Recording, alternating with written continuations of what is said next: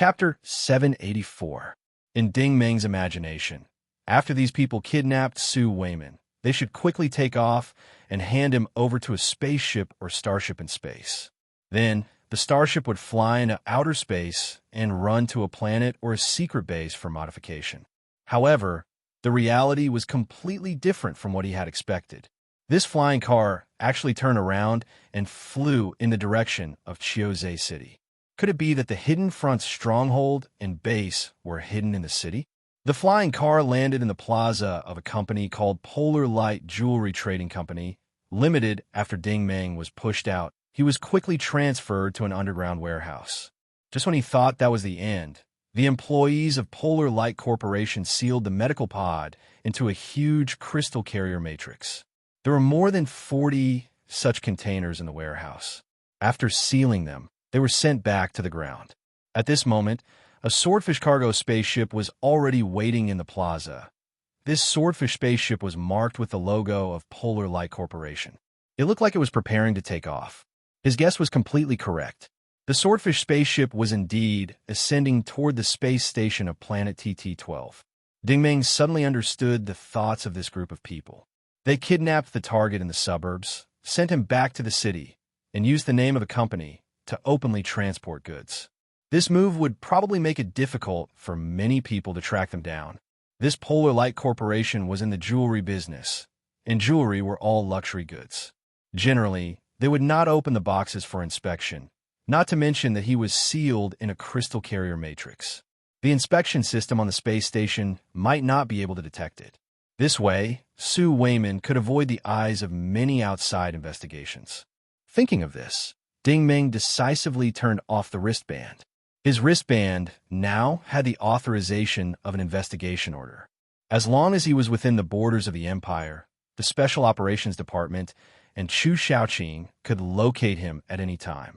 In order to not alert the enemy, he decided to temporarily disappear. He had a feeling that creating a new warrior was not a small matter.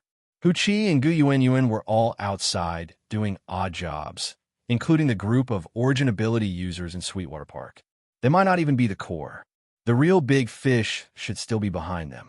The Swordfish spaceship indeed passed the security check of the space station and then flew rapidly in the vast expanse of space. Ding Meng could not allow himself to be locked in the crystal-carrying matrix. As soon as the spaceship left the space station, he destroyed the switches of the medical bay and the container before walking out of the cargo bay. The spaceship was filled with the staff of Polar Light Company. Most of them were beginner Origin Ability users and non-combat type Origin Ability users. With the use of a simulating heart technique, even if Ding Meng walked past them, they wouldn't be able to see him. Very soon, he arrived at the cockpit. After observing for a while, he realized that the people from Polar Light Company probably did not know that someone was locked up in the cargo hold. Judging from the conversation between the captain and the first mate, it was mostly about topics like jewelry. Looking at the interstellar map on the control panel, Ding Meng noticed that the spaceship was flying within the Empire and not in outer space. Its destination was planet Canua. Wasn't that the planet where Professor Zhao Yu's fourth student was? Could it be that there was a connection between the two? However, he still underestimated the methods of the Hidden Front. The Swordfish spaceship flew for about 2 days before stopping in space. From the information displayed on the control panel, another spaceship named Ocean Trading and Transportation Company was about to unload its cargo. Among the cargo they had received, the container containing Ding Meng was currently on the list of cargo being unloaded. This was a common practice among trading companies in space. Everyone would transfer their cargo before arriving at the space station. The purpose was to avoid paying taxes. Ding Meng could not help but sigh. He had personally taken a risk. If it had been someone from the Special Operations Department, it would have been extremely difficult to continue the investigation because the clues would have been led astray. The spaceship of the Ocean Trading Company was an entrepreneur-class cargo ship. The destination of the cargo ship was Xingwu City of the Norse Empire's Xingwu Department. This was the second largest galaxy in the Empire and was located in the bustling metropolis of the Central Territory. The famous Xingwu University was located here and was one of the Empire's most important talent export bases. The scale of Xingwu City was far greater than that of Blue Pole Star City. Although it did not have the skyscrapers of Blue Pole Star City, it had the advantage of being vast and large. Even if one were to look down at the city from above, they would not be able to see the end of it.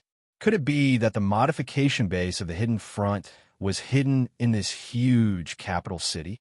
The cargo ship had indeed landed in the plaza of the Ocean Trading Company on the outskirts of the city. There were 40 to 50 cargo ships like this docked in the plaza, which was enough to show that the scale of this company was far greater than that of the Polar Light Company. After the containers were unloaded from the ship, they were taken away by various trucks. These trucks should be the suppliers of this company. If Roger had traced it here, he would not have been able to trace it any further because there were no problems with the transportation along the way. He would not have been able to find any clues at all. However, Ding Ming secretly admired the power of the Hidden Front organization. According to conventional thinking, everyone would think that the source of the regenerated warriors was in outer space, but they had set up their base in the most prosperous and peaceful city of the empire. It seemed very dangerous, but in fact, it was the safest place. This was why Chu Shaoqing and the others could not find any clues in the fertile chalk system. The crystal-loaded matrix was sent into the Ocean Trading Company building by the transport truck. The cargo elevator did not rise to the top of the building, but turned into a shuttle ladder and descended to the ground. That's right. Such a secret modification base should be hidden from the eyes and ears of others. Through the speed and time of the shuttle ladder's descent, Ding Ming judged that the underground building should be 50 stories deep. Finally, the shuttle ladder stopped and opened. What appeared in front of him was a steel corridor similar to a starship's passage. At the end of the corridor was a large room similar to a workshop. It was filled with all kinds of workbenches, consoles, petri dishes, nutrition cabins, and hibernation pods. Everything indicated that this was a place similar to a laboratory, but Ding Ming did not see any regenerated warriors or frog monsters. There were very few people in the laboratory. Other than 5 or 6 staff in white coats, there was only a short old man with white hair standing at the central console. The little old man's face looked very old, and his face was very haggard. His eyes were bloodshot. He should be the manager of this place, but he looked very depressed. At this time, a young man in a suit came in with a group of people. The man in the suit was full of joy. "Old Hua, we've brought you another regenerated body." Old Hua was cold and expressionless. "Stop at the workbench." The small truck with the matrix was pushed to the shelf in the corner, and a staff member immediately went to take it. After the matrix was opened, there was a medical pod. Inside lay Su Weiman with his eyes closed. After the staff member checked the data on the pod, he could not help but exclaim, "Professor Hua, come and take a look." Old Hua's movements were very agile. He rushed over in a few steps. After glancing at the LCD screen, he could not help but turn his head and say angrily, "Why did you send a normal, healthy person here this time?" Ding Ming's heart skipped a beat. Could it be that all the people sent here in the past were unhealthy dead people? The man in the suit smiled eerily. "Isn't it the same? This person is almost 100 years old. Besides, he volunteered to go to the front line." Old Hua immediately closed the medical pod and replied coldly, "Sorry, I said before that I will not do anything to normal living people." The man in the suit laughed even more sinisterly. "This is the 100th one. We had an agreement beforehand. After you finish modifying the 100th one, you and your student's agreement with us will take effect. You can go home and enjoy your lives. Don't tell me you want to give up at this last moment. It's not your style to give up all your previous efforts. You should finish what you started." As soon as he said this, the other staff members looked at Old Hua with complicated expressions. Old Hua's face turned red. "Be asterisk starred, you know the agreement. Living experiments are humane. I refuse." The man in the suit sighed. "This person has already been disabled. If you refuse, according to the laws of the Empire, we can only send him to the exile planet and let him fend for himself." Old Hua turned on the LCD screen again and looked at Su Weiman's data. It showed that this person's vital signs were very weak. It seemed that his head had been severely injured, and his energy fluctuations were quite weak. His origin had probably been disabled. Of course, What he did not know was that this was all a facade put on by Ding Meng. The man in the suit sighed. Think about him. Think about yourselves. Think about your relatives. Think about your husbands, wives, and children. That's all I have to say. Old Hua, it's up to you whether you want to change or not. My attitude is still the same. I won't force you. After saying this, he waved his hand and called for a group of subordinates to leave. The metal door of the laboratory quickly closed. After he left, the atmosphere in the laboratory suddenly became silent. The staff members all looked at Old Hua. Many of them seemed to want to say something, but from their expressions, it seemed that the words were stuck in their throats. Teacher Hua, are we changing this time? A young girl in a white coat asked carefully. Old Hua stared at the sleeping Su Weimin in a daze. His tone became very firm. We're not changing. There was another period of silence in the air. The silence was oppressive. The young girl whispered again, Teacher Hua, my Xiaobao should be 6 years old this year. I haven't seen him in 6 years since he was born. I really want to go back. The girl's voice was a little choked. It was obvious that she missed her family very much. Old Hua was furious. He turned his head and said, Xiao Xiang, you have a child. Doesn't the person lying in here have a child? Doesn't he have a family? If we change him, what about his family? What about his child? But Xiao Xiang lowered her head and said, this person is about to die. If we don't change him, his life will come to an end. Old Hua said angrily, is this your first day as my students? Don't you know my principles? Do you want me to be so heartless as to change a living person? It was obvious that he had a lot of authority in this group of people. After he shouted, the laboratory fell silent again. However, after a short period of silence, someone stammered, Teacher Hua, I have a question. Old Hua said coldly, speak. The person raised his hand and said, over the years, we have changed these soldiers. Did Mr. Fu and the others really send these soldiers to the front line to fight? Old Hua was stunned. Chapter 785. The atmosphere in the laboratory was very strange. It was a mixture of helplessness, sadness, suspicion, and anger. Old Hua muttered, you're also suspecting him, right?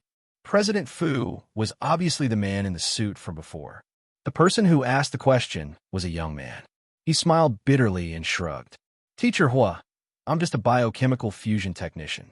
I don't know much about anything other than technology.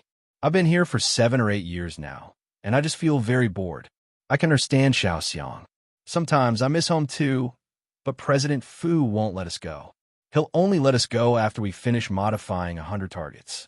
I have a feeling that the modified soldiers won't necessarily serve the Empire's army, as they promised. Of course, this is just my feeling. Old Hua's face was a bit gloomy. Xiao Wan, Xiao Xiang, you've been with me for so many years. I'm sorry that you've been dragged into this. Xiao Xiang hurriedly said, what are you talking about? Teacher Hua, please don't say that. Without your leadership, how could we have developed this biochemical fusion technology? This is a great research project, a great technology dedicated to our empire. Everyone nodded in agreement. Old Hua was silent for a long time. Then he said, regardless of whether we modify it or not, let's open the medical pod first and get this person out. Let's see if we can save him. If we can't, we'll modify him. Then, we'll go home and reunite with our families. What do you think? His words were undoubtedly a change of heart. Everyone was happy. Xiao Xiang couldn't wait to press the switch on the medical pod. As soon as the oval-shaped crystal dome opened, before anyone could react, Ding Meng suddenly opened his eyes.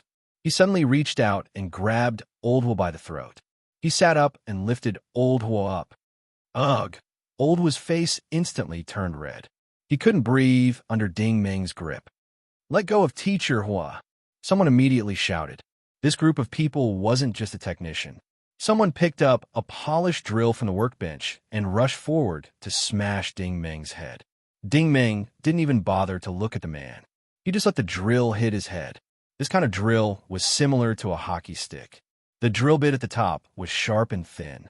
If it hit a person, even if they didn't die, they would still poke a bloody hole. However, as soon as the drill bit came into contact with Ding Meng's head, it immediately turned red and melted into molten steel. On the other hand, the young man who was holding the drill scalded his hands instead. He was sent flying and smashed into a shelf. After he landed, he spread out his hands and trembled nonstop. His palms had been scalded into a purplish-black steamed bun. Everyone was frightened. No matter how blind they were, they should be able to see that the living target this time was definitely not an ordinary origin ability user.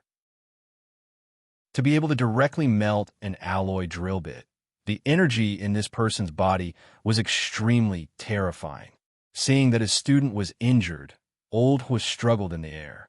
"Don't hurt my student, come at me." When his life was hanging by a thread, he didn't think about himself, but his students. Ding Meng let go of Old Hua in time, and Old Hua fell to the ground.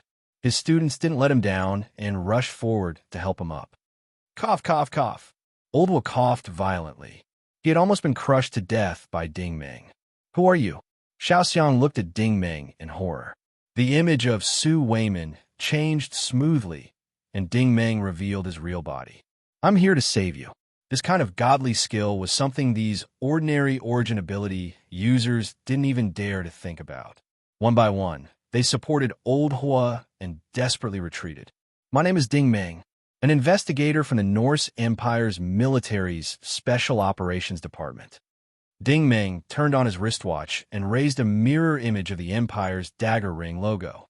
It had the military's authorization stamp on it, and it flashed with 7-colored light. This was an official logo and definitely not a fake. Special Operations Department? Everyone's fear grew. They had obviously heard of this organization, but they didn't expect it to come knocking on their door. Old Hua, on the other hand, calmed down. "Sir, my business has nothing to do with my students. If you want to arrest someone, you can arrest me." Ding Meng laughed. "I haven't even said why I'm here, and you already think you're guilty?" Based on what had just happened, Ding Meng's intuition told him that this old man wasn't the kind of evil and crazy scientist he had imagined. On the contrary, this Old Hua wasn't a bad person. He had his own conscience. When he said this, Old Hua was stunned. "Then, sir, what are you?" Ding Meng took 2 steps forward. "Let me ask you, is this place the 5th-generation warrior's laboratory?" Old Hua explained, "This is my studio, Hua Ming's studio. It's named after me."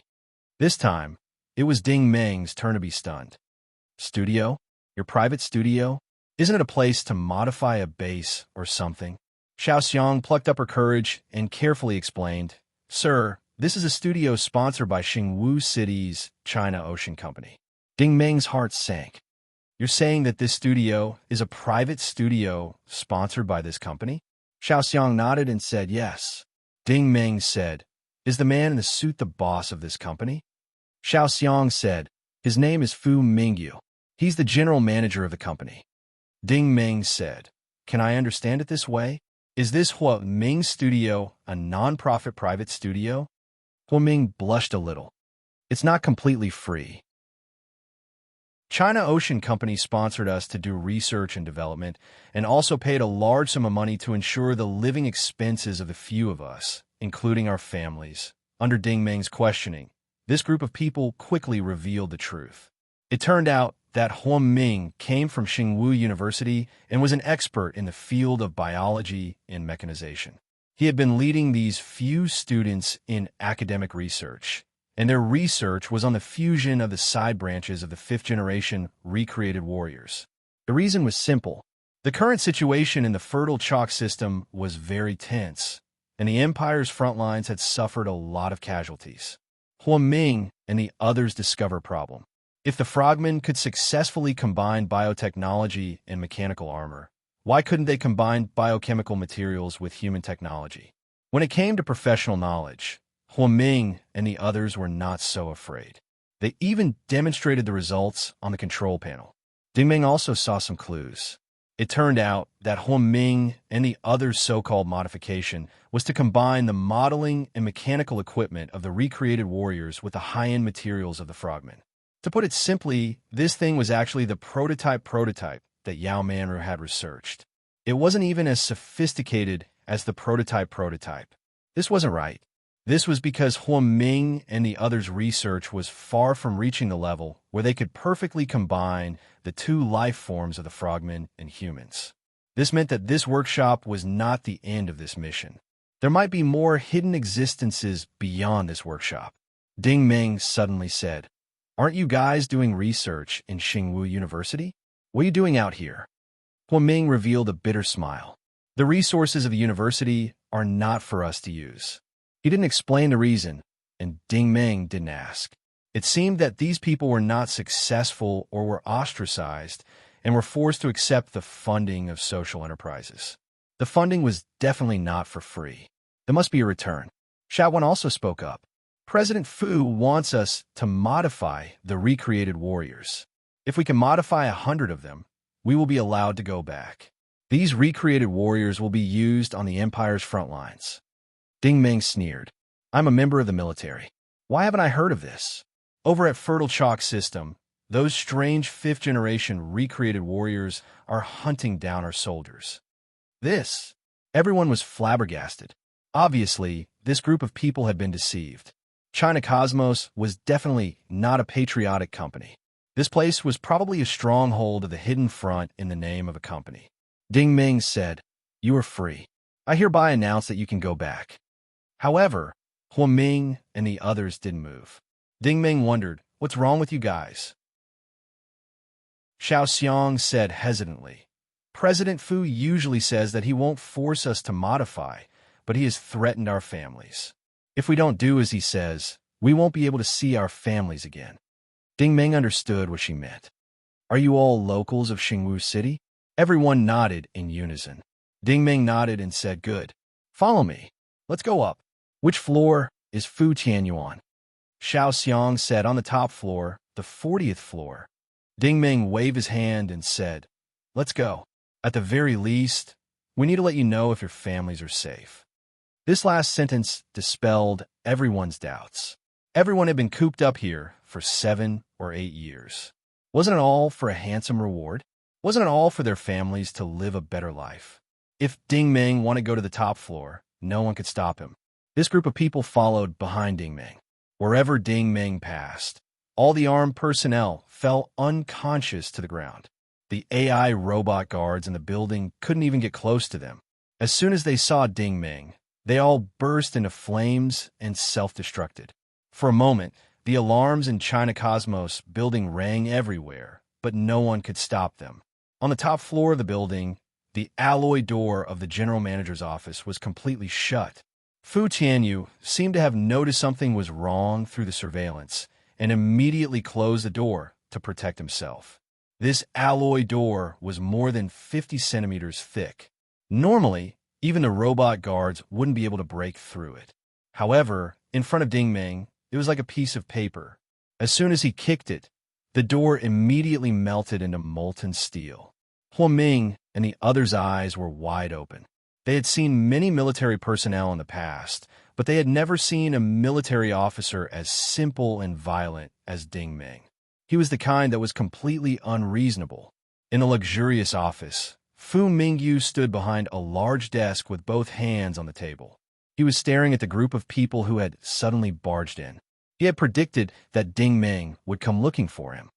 "Go!" Fu Mingyu coldly spat out this word. The two burly men in front of the desk immediately moved. Ding Ming decisively called out to everyone, "Everyone back off.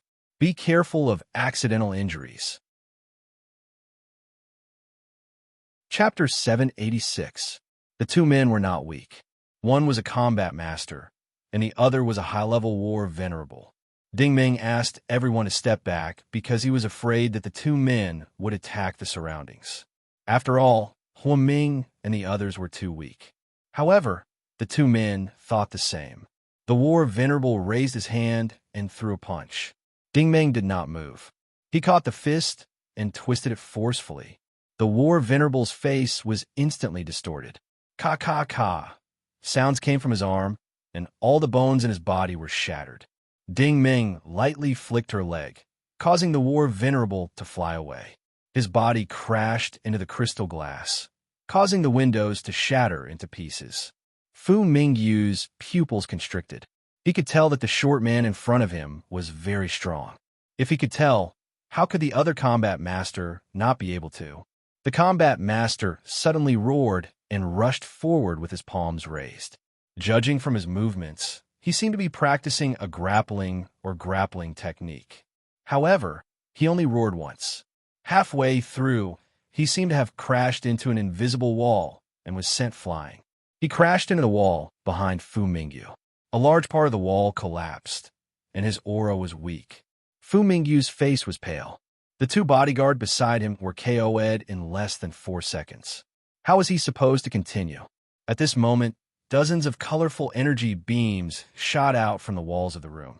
It was obvious that these were defensive weapons set up in the office to deal with sudden intruders. All the energy beams were focused on one point, and that point was Ding Meng's head. Unfortunately, the bloody scene of Ding Meng's head exploding did not happen. Instead, Ding Meng walked slowly toward Fu Mingyu with a bunch of colorful energy beams. Fu Mingyu was completely scared out of his wits. What the F***CK? Was this a monster? Even laser beams could not do anything to him. Ding Meng did not waste time with him. Where did you send the modified warriors? Fu Mingyu remained silent. He refused to answer. Ding Meng was expressionless. I will count to 3. 3, 2, 1. Fu Mingyu was still unmoved. Swish! Fu Mingyu's wristwatch automatically left his wrist and flew into Ding Meng's hand.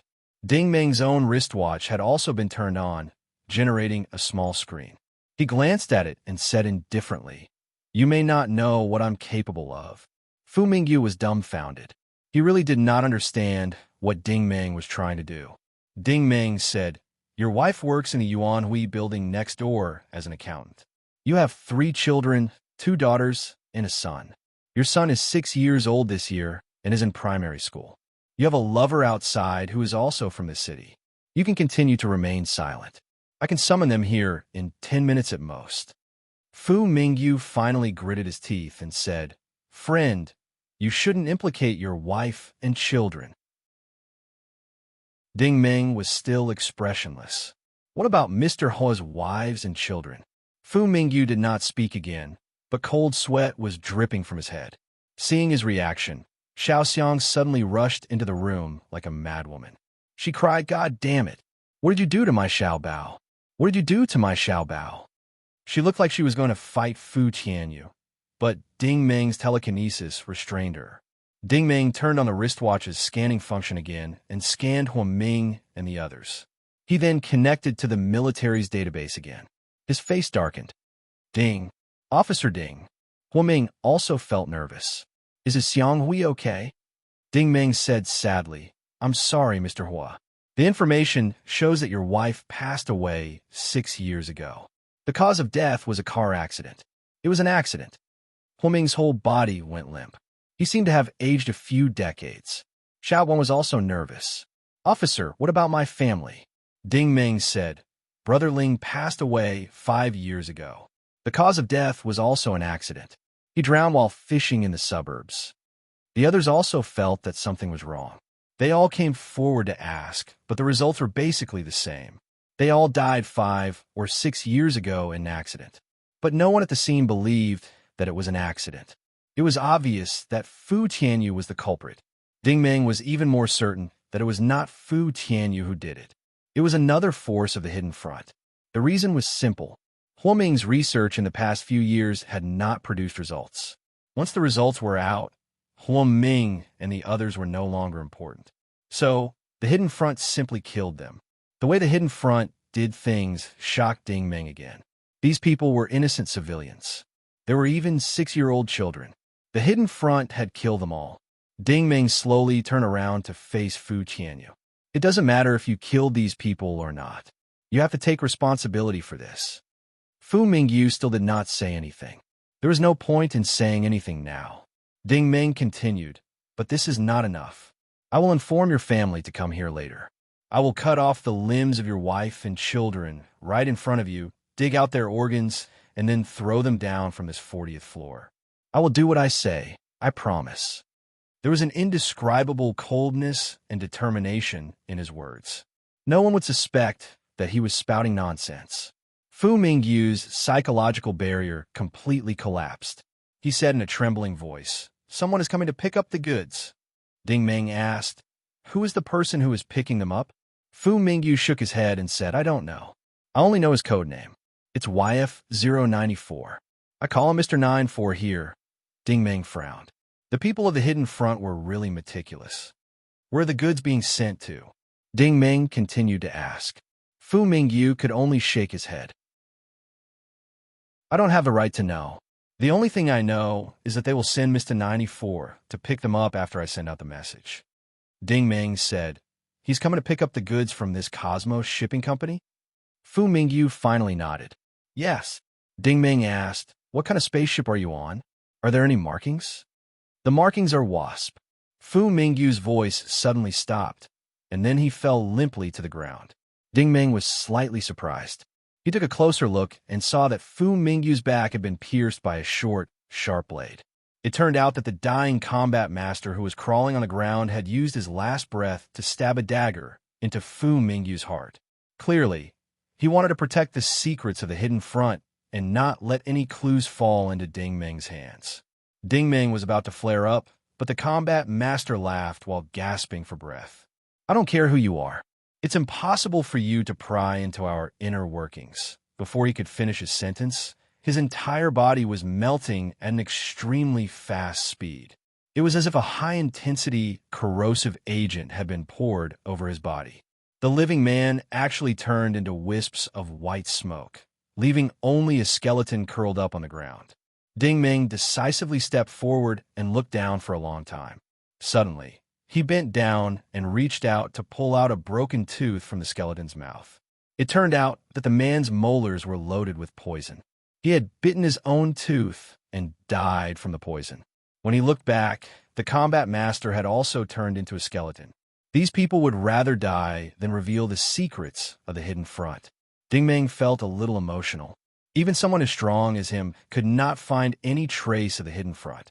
He once again looked at this ancient and mysterious organization in a new light. Could it be that the clues had been cut off again? At this time, Huang Ming and the others were supporting each other. A group of people were crying silently. They had thought that they would welcome good news, but they did not expect it to be bad news. Ding Meng had to step forward to comfort them. "Grandfather Hua, my condolences." Huang Ming lay paralyzed on the ground, unable to say a word. Xiao Xiang choked with tears and said, "Sir, you know that our relatives didn't really die in an accident. Can the military department track down the real culprit? Can they seek justice for the dead?" "They will. Don't worry." Ding Meng also gritted his teeth. He had always liked children. The database showed that Xiao Xiang's son was a cute boy. He did not expect that the information given to him was that he was bitten by a poisonous snake while playing in the suburbs. He died on the way to the hospital. These bastards were truly inhumane. They actually dared to lay their hands on a 6-year-old child. However, the word "real culprit" gave Ding Meng a flash of inspiration. He quickly helped Huang Ming up. "Grandfather Hua, if you want to avenge your family members, I have a way." Huang Ming looked like he was about to kneel to Ding Meng. "Sir Ding Meng, if you have any needs, please tell me. As long as you can get justice for Xiang Hui, I am willing to contribute my old bones, even if you have to transform me. I kneel to you, sir." He was almost choking with sobs. Ding Meng quickly held him. "Don't worry, I will not let these murderers go unpunished." The others were about to kneel as well. Ding Meng quickly pulled them up. "Let me ask you, how long does it take for you to transform a warrior?" Xiao Guan said, "With the current efficiency, the normal time is 12 days. Sometimes there is a delay due to manual technology problems, but at most it will take no more than 3 days." Ding Meng glanced at Fu Mingyu's wristwatch address book. It showed that he did talk to a person named 094 about half an hour ago. Could it be to inform the other party to come and pick up the goods? In other words, number 94 would be here in about half a month at the earliest. After combing through the things he saw and heard along the way, Ding Meng felt that the clues were not actually broken. He did not think that the Hidden Front was that scary. What was really powerful was the rigor with which they did things. Think about it. In order to keep the secret, even the slightly related people had to be eliminated. This proved that Huang Ming's group was actually still useful. They needed the China Ocean Company to provide a steady stream of semi-finished warriors, because the real human-frog hybrid warriors were the finished products. However, that place was definitely not here. There were still many traces to be found. Ding Ming decided to change his approach. He asked in a deep voice, "Grandfather Hua, why didn't Tsinghua University let you use the university's research resources?" Xiao Guan let out a long sigh. It was all because of money. In the end, it was Professor Hua who offended someone. Ding Ming curiously asked, "Oh, I'd like to hear more." Chapter 787. Huang Ming's experience was actually similar to Mr. Cuddle's in the past. Both of them were born in humble families and studied at the famous Tsinghua University. However, Huang Ming's talent was nowhere near as high as Mr. Cartel's. He didn't perform well during his time as a student, and he didn't join any large corporations after graduation. Instead, he inherited his mentor's will and devoted himself to biology and machinery. Huang Ming's wife, Yang Xianghui, was also a teacher at Tsinghua University. The two of them met and got married at school. Yang Xianghui worked in the field of materials, and she was quite accomplished in that field. This complemented Huang Ming's research. However, there was an interlude here. Yang Xianghui was a famous beauty in school when she was young. She had many suitors, but in the end, she chose the academically accomplished Huang Ming. The two of them were very loving after marriage. It was only when the fertile Chalk Galaxy War broke out many years ago that the Empire began to offer a hefty reward for any technology that could counter the enemy. Only then did Huang Ming accept this research project. Little Xiang, Little Guan, and the others were Huang Ming's last batch of students. A group of like-minded people walked together. This kind of technology that used frogman materials to create soldiers was actually quite advanced in the Federal Empire. Although Yao Manru's prototype had reached this level, it still had some flaws. The reason was simple. Huang Ming and the others modified humans, while Yao Manru modified armor, not life forms. From a biological engineering perspective, Huang Ming's research was much more difficult. After all, the war between the Empire and the Frogmen had always been fierce, while the Federation was basically at peace. Ding Ming muttered, "I'm curious. Elder Hua's research project is actually beneficial to the Empire's military. Tsinghua University is an important base for the Empire's reserve talents, so it should be supported. Why aren't you allowed to use the school's resources?" Xiao Guan smiled bitterly and said, "Sir, you might not know this, but one of Teacher Yang's admirers when she was young was a guy called Han Feng. He was their classmate in the same batch, but he failed to win Teacher Yang's heart. Later on, Teacher Hua and Teacher Yang got married. Originally, they thought that it would be over, but 10 years ago, a new vice principal was transferred to the school, and that vice principal was Han Feng's father. From then on, Teacher Hua and Teacher Yang were subjected to all kinds of difficulties in the school. They didn't arrange classes, didn't arrange classrooms, didn't give authorization to use the laboratory, and so on." Ding Ming stared at him and said, "So the school has never supported Grandfather Hua's research project, right?" Little Guan shrugged. "I'm guessing that's the reason." Ding Ming said, "But in order to complete the research project, Mr. Hua is willing to accept the sponsorship of social enterprises, set up a workshop, and work nonstop on improving the technology?" Xiao Guan said, "The agreement between the company and us is that they will provide us with all the resources we need and provide us with generous returns for our respective families. The premise is that we have to create 100 reconstructed soldiers before our cooperation will end. Of course, they also promised to send these reconstructed soldiers to the Empire's front line. So you guys agreed to it like idiots?" Ding Ming's tone had turned cold. Xiao Guan shrunk his neck. This officer looked young, but his strength and methods were extraordinary. He didn't dare to refute. In fact, he couldn't be blamed. At the end of the day, this group of people were all elite technology geeks. They knew more about technology than anyone else, but when it came to deceiving and scheming, they were students in the ivory tower. How could they be better than a mysterious organization like the Hidden Front? It wasn't a coincidence that the company was willing to sponsor Huang Ming and his team's research.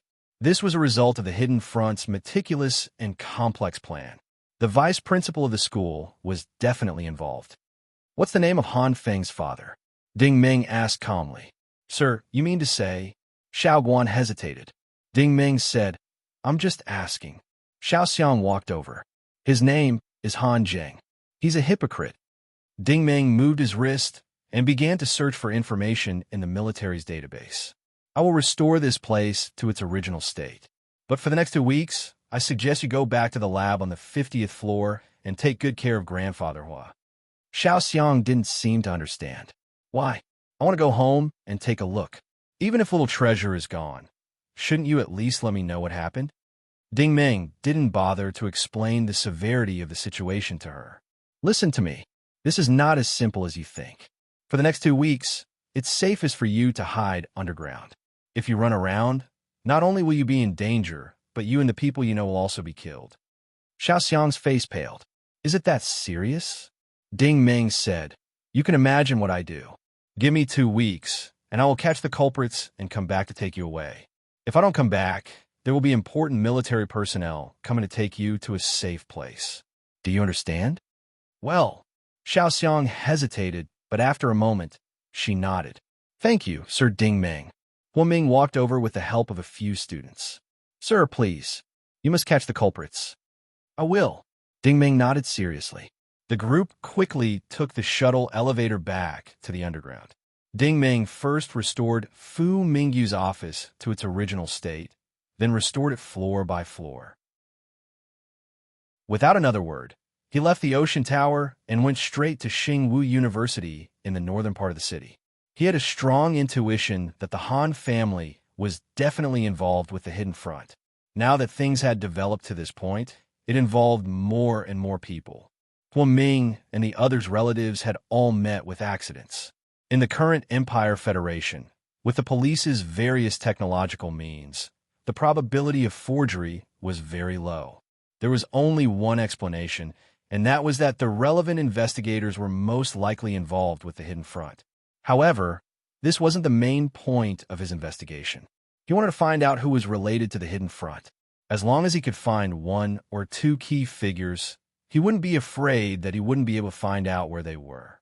Xingwu University was one of the top universities in the Norse Empire. It was as famous as the Empire Star Academy in the north. It was known as the North Star Academy and the South Star Academy. Those who were able to enter this school were all elites who had gone through various examinations. They could even be said to be the elites of the elites. Xingwu University was a comprehensive university. Not only did it recruit talented origin ability experts, but also carefully cultivated non-combat origin ability experts, especially the development of crystal technology. The Norse Empire and the Holy Grail Federation had always been in a state of competition. If there were any advantages that the Norse Empire had, it would be its vast territory, vast resources, and high individual quality. However, if there were any disadvantages, there were many. For example, the Norse Empire's technological level was far behind the Federation's, especially when it came to starship technology, transmission technology, and the third type of technology. Currently, the Empire still relied on imports from the Federation. It was because of this disadvantage that the Empire placed extra emphasis on the cultivation of talents. A place like Xingwu University was really the top priority. Looking from afar, Xingwu University was like a fortress in space. Its overall design leaned towards the style of a sci-fi starship, and it stood in the center of the northern district. The words Xingwu University of the Nuoxing Empire were dazzling and dazzling in front of the school gate. Just the words alone were several thousand square meters in size. It was truly a dazzling and magnificent sight. The schools of the Empire and the Federation had something in common, and that was that private aircrafts from the outside world were not allowed to enter the school, and no one was allowed to trespass. Therefore, if Ding Ming wanted to enter, he had to go through the school's main entrance. The advantage of the investigation order was displayed at this time. After the AI security at the gate scanned Ding Ming's wristwatch, it immediately said in a mechanical voice, Level 1 authorization. Please enter freely. After entering the school, Ding Ming had the illusion that he had returned to the Leaston Academy. This place had become a fairy tale world again. The wide and flat road led straight into the distance. Golden ginkgo trees decorated the colorful fountains. Greenery was everywhere, and the buildings were exquisite. The blue sky and white clouds complemented each other. Along the way, all kinds of young students were chatting and laughing. They were all favored by the heavens, the future stars of the empire. Ding Ming faintly sensed for a moment and couldn't help but be a little surprised. These boys and girls looked very young, but their origin energy fluctuations were actually not below the level of an intermediate combat master. Most of them were advanced combat masters, and a considerable number of them were even warlords. To be able to reach the warlord level before the age of 40, this was indeed a lot better than the Federation. It was no wonder that the Empire could be so domineering in outer space. This made sense. Ding Ming did not even need to deliberately look for Han Zheng's whereabouts. He spread out his telekinesis vision and searched through the various teaching buildings. Through the image comparison in the military's database, Ding Ming quickly found Han Zheng in building number 1 of the school administration office. No matter how he looked at it, this kind-looking old man did not look like the vice principal who was always against Huang Ming and the others. However, there was one thing worth noting. This Han Zheng was actually a beginner-level battle saint of the body hardening system. Tsinghua University really lived up to its reputation. Ding Ming observed for half a day, but he did not find anything wrong with this Han Zheng. This guy's state of mind was very normal. Handling school affairs, arranging lectures, practicing martial arts, holding meetings, then returning to the office to arrange lesson plans. He even took the time to enter the school's intranet forum to answer questions from many students. This also did not seem like someone who was involved with the Hidden Front. For a moment, Ding Ming wondered if he had gone in the wrong direction. At this moment, Han Zheng turned on his wristband and smiled as he talked to someone. He looked very happy. Ding Ming listened carefully. It turned out that the Han family was having a family gathering tonight. The location was a private villa in the southern suburbs. This villa belonged to Han Zheng's second son, Han Liming. Ding Ming connected to the database again. He wanted to know more about this Han family. It would have been better if he did not search, but once he did, he was shocked. Chapter 788. According to the military database, Han Zheng used to be the academic supervisor of Star Academy of the Empire. 10 years ago, he was transferred to Tsinghua University as the vice principal. Han Zheng's wife was called Li Yuanmin. She was the consultant of Starlight Wings. This was the largest volunteer organization in the Empire. It was loved and respected by the citizens of the Empire. Han Zheng had 4 sons and 1 daughter. All of them were extraordinary people.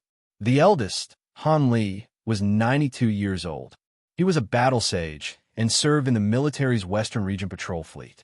He was the vice commander of the fleet. He was tough and had outstanding achievements. The second, Han Liming, was 86 years old. He was the executive of Beta Group. Beta Group was the 3rd largest financial group in the Empire. Its influence was also quite large. In some aspects, it was not inferior to the number 1 Apocalypse Group. The third, Han Weiming, was 84 years old. He was the chief data master of the Empire's Energy Conservation Center. He had more than 40 years of experience in this field and was an authoritative expert in energy. The fourth, Han Feng, was 72 years old. He was the founder of the B Dynamics Corporation. This B Dynamics Corporation was not one of the largest corporations in the Empire, but it was not small either. The information showed that the company had more than 400 employees and had more than 50 billion in assets under its name. It had been a rising star company in the Star Martial Arts Department for 5 consecutive years. It had a wide range of businesses, ranging from energy mining to hardware and department stores.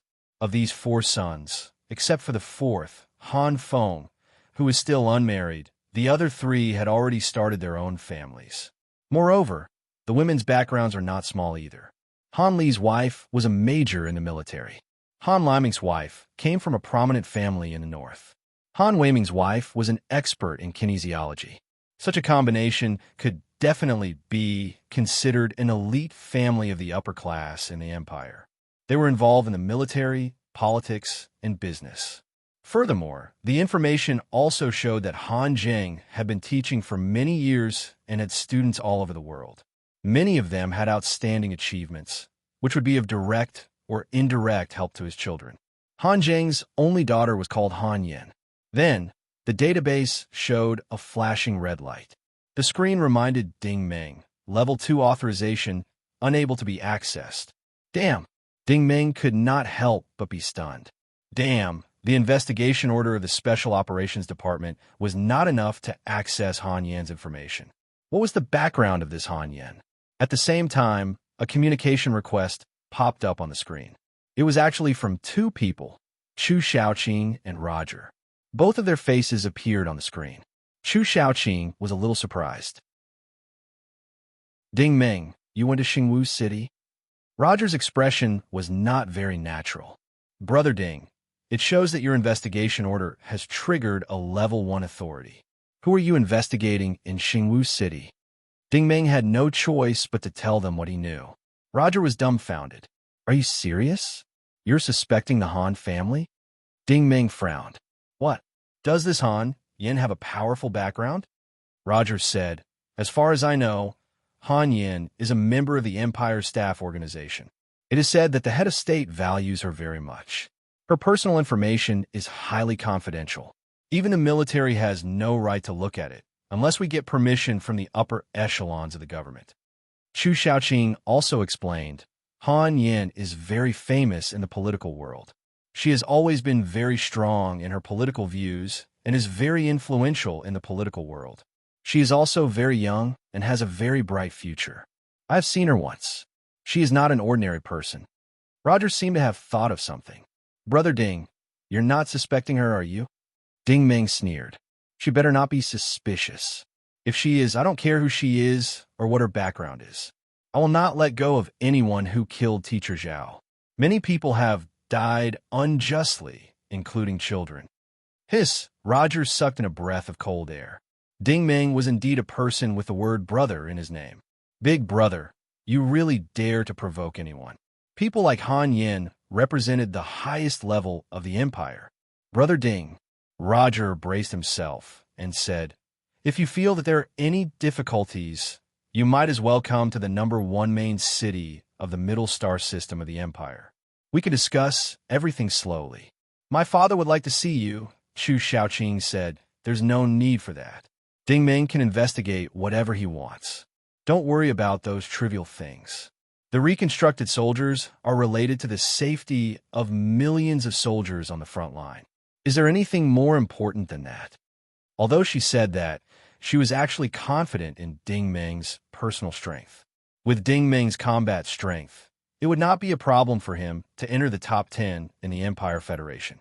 Roger was obviously frightened by Chu Xiaoqing's different opinion. Of course, deep in his heart, he did not believe that there was something wrong with the Han family. Ding Meng did not want to be long-winded, so he simply turned off his wristband completely. At that moment, Han Zheng had already left the academic affairs building. It seemed that he was going home after work. In the southern suburbs, beside a riverside with beautiful hills and clear waters, an elegant and delicate villa was standing at the foot of the mountain. Ding Meng had seen a lot of famous mansions, but this villa of the Han family still made him look at it in a different light. This was because this area was filled with villas, which had the flavor of the Flying Star City. Nature, freshness, luxury, elegance, and many other styles were gathered into one. Ding Meng definitely could not enter. He was lying on his back in the grass at the foot of the mountain. The straight-line distance from here to the villa was 3,000 meters, but that did not affect his scan of the villa at all. A luxurious private spaceship had already landed on the tarmac. Next to it was an expensive shuttle car. Most of the members of the Han family, old and young, had already arrived. Dinner was held in the open lawn. This was a very ordinary family dinner. As the head of the family, Han Zheng and his wife were also laughing with their children and grandchildren. Ding Meng carefully observed this group of people. At first glance, Hanli looked like a tough soldier like Major Thunderous Battle. He walked with his back straight and spoke in a low, muffled voice. Han Ming was wearing an expensive suit. His every movement was like that of a business elite. Han Weiming was wearing glasses. He looked gentle and refined. As for Han Feng, although he was also wearing expensive clothes, he looked a little sloppy and cynical. It was a pity that Han Yin had not arrived yet. Seeing that everyone was chatting and laughing at the table, they were probably waiting for Han Yin to arrive before dinner. It wasn't until 18 o'clock that the sky began to dim. Night was about to fall. High in the sky, a small spaceship spewing out crystal flames was landing on the tarmac. It looked like Han Yin had arrived. After the connecting cabin opened, a few female attendants came down first. Then, a short-haired beauty walked down the elevator. This person had to be Han Yin. Ding Ming could tell a glance. This Han Yin was not short. She was about the same height as Ding Ming. Her curly short hair made her look very capable. Her clothes were very ordinary. She wore a pair of gray women's trousers and a light-colored shirt with dark flowers and leaves printed on it. The only jewelry she wore was a pair of straight, shiny earrings, which made her round face look very pleasing to the eye. She was also a natural beauty. Her facial features were very pleasing to the eye. However, her beauty was not shown by her body, but by the temperament she exuded. As soon as she walked down the elevator, she looked around at the scenery around her. She raised her head and took a deep breath. Second brother's home is so comfortable. Looking at her, you would think that she was a female elite who had worked in the workplace all day and returned to her hometown after work. She looked very relaxed. She was clearly a young and fashionable woman. However, the next moment, she suddenly turned her head and looked at the foot of the mountain. Her eyes flashed with an unusually sharp vigilance. Ding Ming was really surprised. Damn it, I hit it so well. This woman can actually sense my telekinesis vision. Ding Ming quietly shortened the range of his vision. He withdrew some of the microdots and fixed a force field on the lawn in the west courtyard of the villa. Only then did Han Yin turn her head in confusion. Her subordinate asked with concern, "Boss Han, what's wrong?" Han Yin waved her hand. Her expression was full of dignity. "Nothing. Let's go in." Ding Ming immediately came to a conclusion. This woman's combat ability was at least at the level of an intermediate battle saint. He did not expect her to have such strength at such a young age. If this person was suspicious, it would be a huge problem. It seemed that Roger's warning was reasonable. The upper echelons of the empire could not be underestimated. The family banquet was a more traditional long table. The whole family was happy and harmonious. Han Yin was the most spoiled little sister in the family. Han Jing and his wife asked her the most questions. They were mainly concerned about her daily life and personal problems. Han Yin had a lot of pursuers, but she was not interested in men and women. Her main focus was on government affairs. At 20 o'clock at night, the sky was completely dark. All the major lights in the villa area gradually lit up. The banquet was over. The servants were clearing the table. The four siblings took their children and said goodbye to each other and returned to their rooms to rest. Fourth brother, wait. Don't go back to your room yet. I have something to talk to you about. Han Yin, who was beside the flower bed, called out to Han Feng. Little sister, what's the matter? Let's talk tomorrow. I'm a little tired today. Han Feng did not take the bait. Even if you're exhausted, I still want to talk to you today. Under the night sky, Han Yan's eyes were bright and full of expression. Her tone was also unquestionable. It was obvious that she was an extremely strong woman. All right. Han Feng helplessly spread out his hands. It seemed that he knew his little sister's temper very well. The two of them left the villa directly after coming out of the West Garden. They walked along the river outside. This was a bluestone path that was specially built for walking after meals. The street lamps on both sides were exquisite. The grass on the side of the path was green. The sound of crickets chirping was very pleasant. The environment was very pleasant. However, Han Yan's expression was not good. Fourth brother, allow me to say something. If you want to do business, then do it properly. Don't interact too much with those people from all walks of life. Otherwise, everyone will worry about you. Han Feng was a little dissatisfied. Little sister, I've been doing business properly. I haven't caused you any trouble, have I? You haven't caused any trouble? Han Yan's expression turned ugly. I don't know what your trading company is transporting. Officer Ng of the Space Station Administration has been privately looking for me many times recently. Yurbi Motor Group's transport fleet has been overloaded with unknown goods that can't be detected. Large batches have been sent out of the country in outer space. If Officer Ng didn't have a good personal relationship with me, you and your ship would have been detained long ago. Tell me, what exactly are you transporting? Chapter 789. Faced with Han Yan's questioning, Han Feng shrugged helplessly. What can I transport? It's all the frogmen's precious materials. They're all obtained from the fertile chalk system by the space exploration teams. The profits are high, that's all. The frogmen's various body parts were all precious materials to the Empire. These things weren't under the Empire's control, so it wasn't illegal to transport them. However, it wasn't legal to trade them either.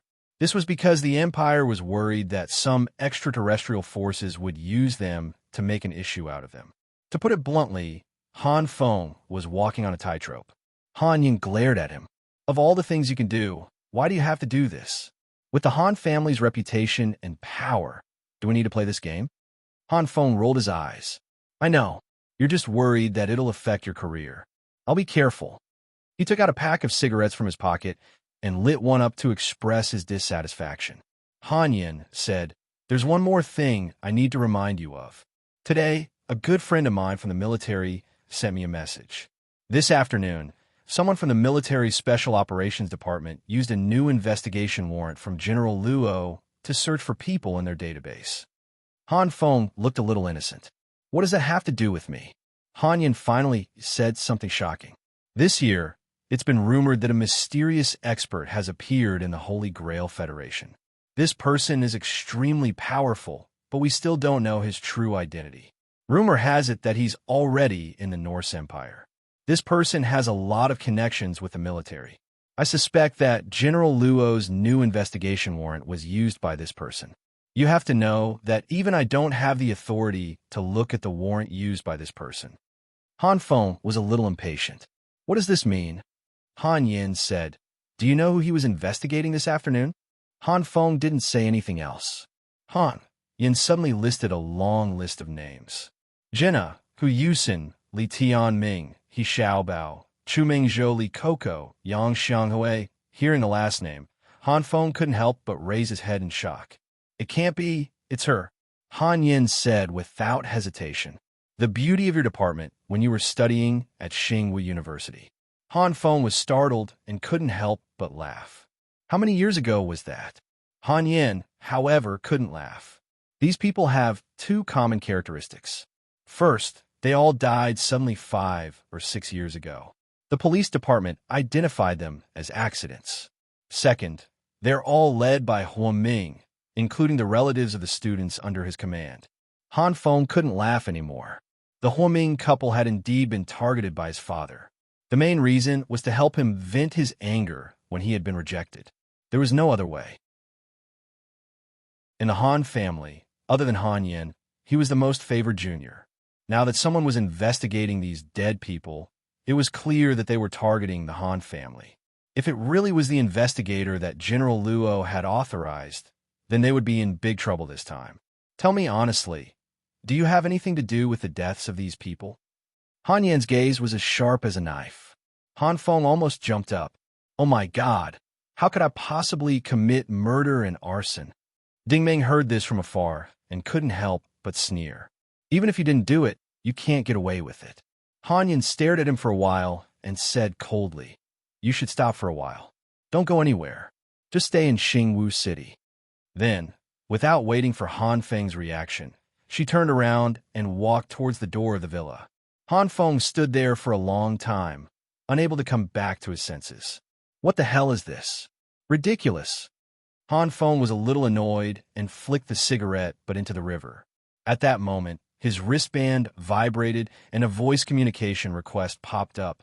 Han Feng looked at it and immediately accepted. This voice communication increased the difficulty for Ding Meng.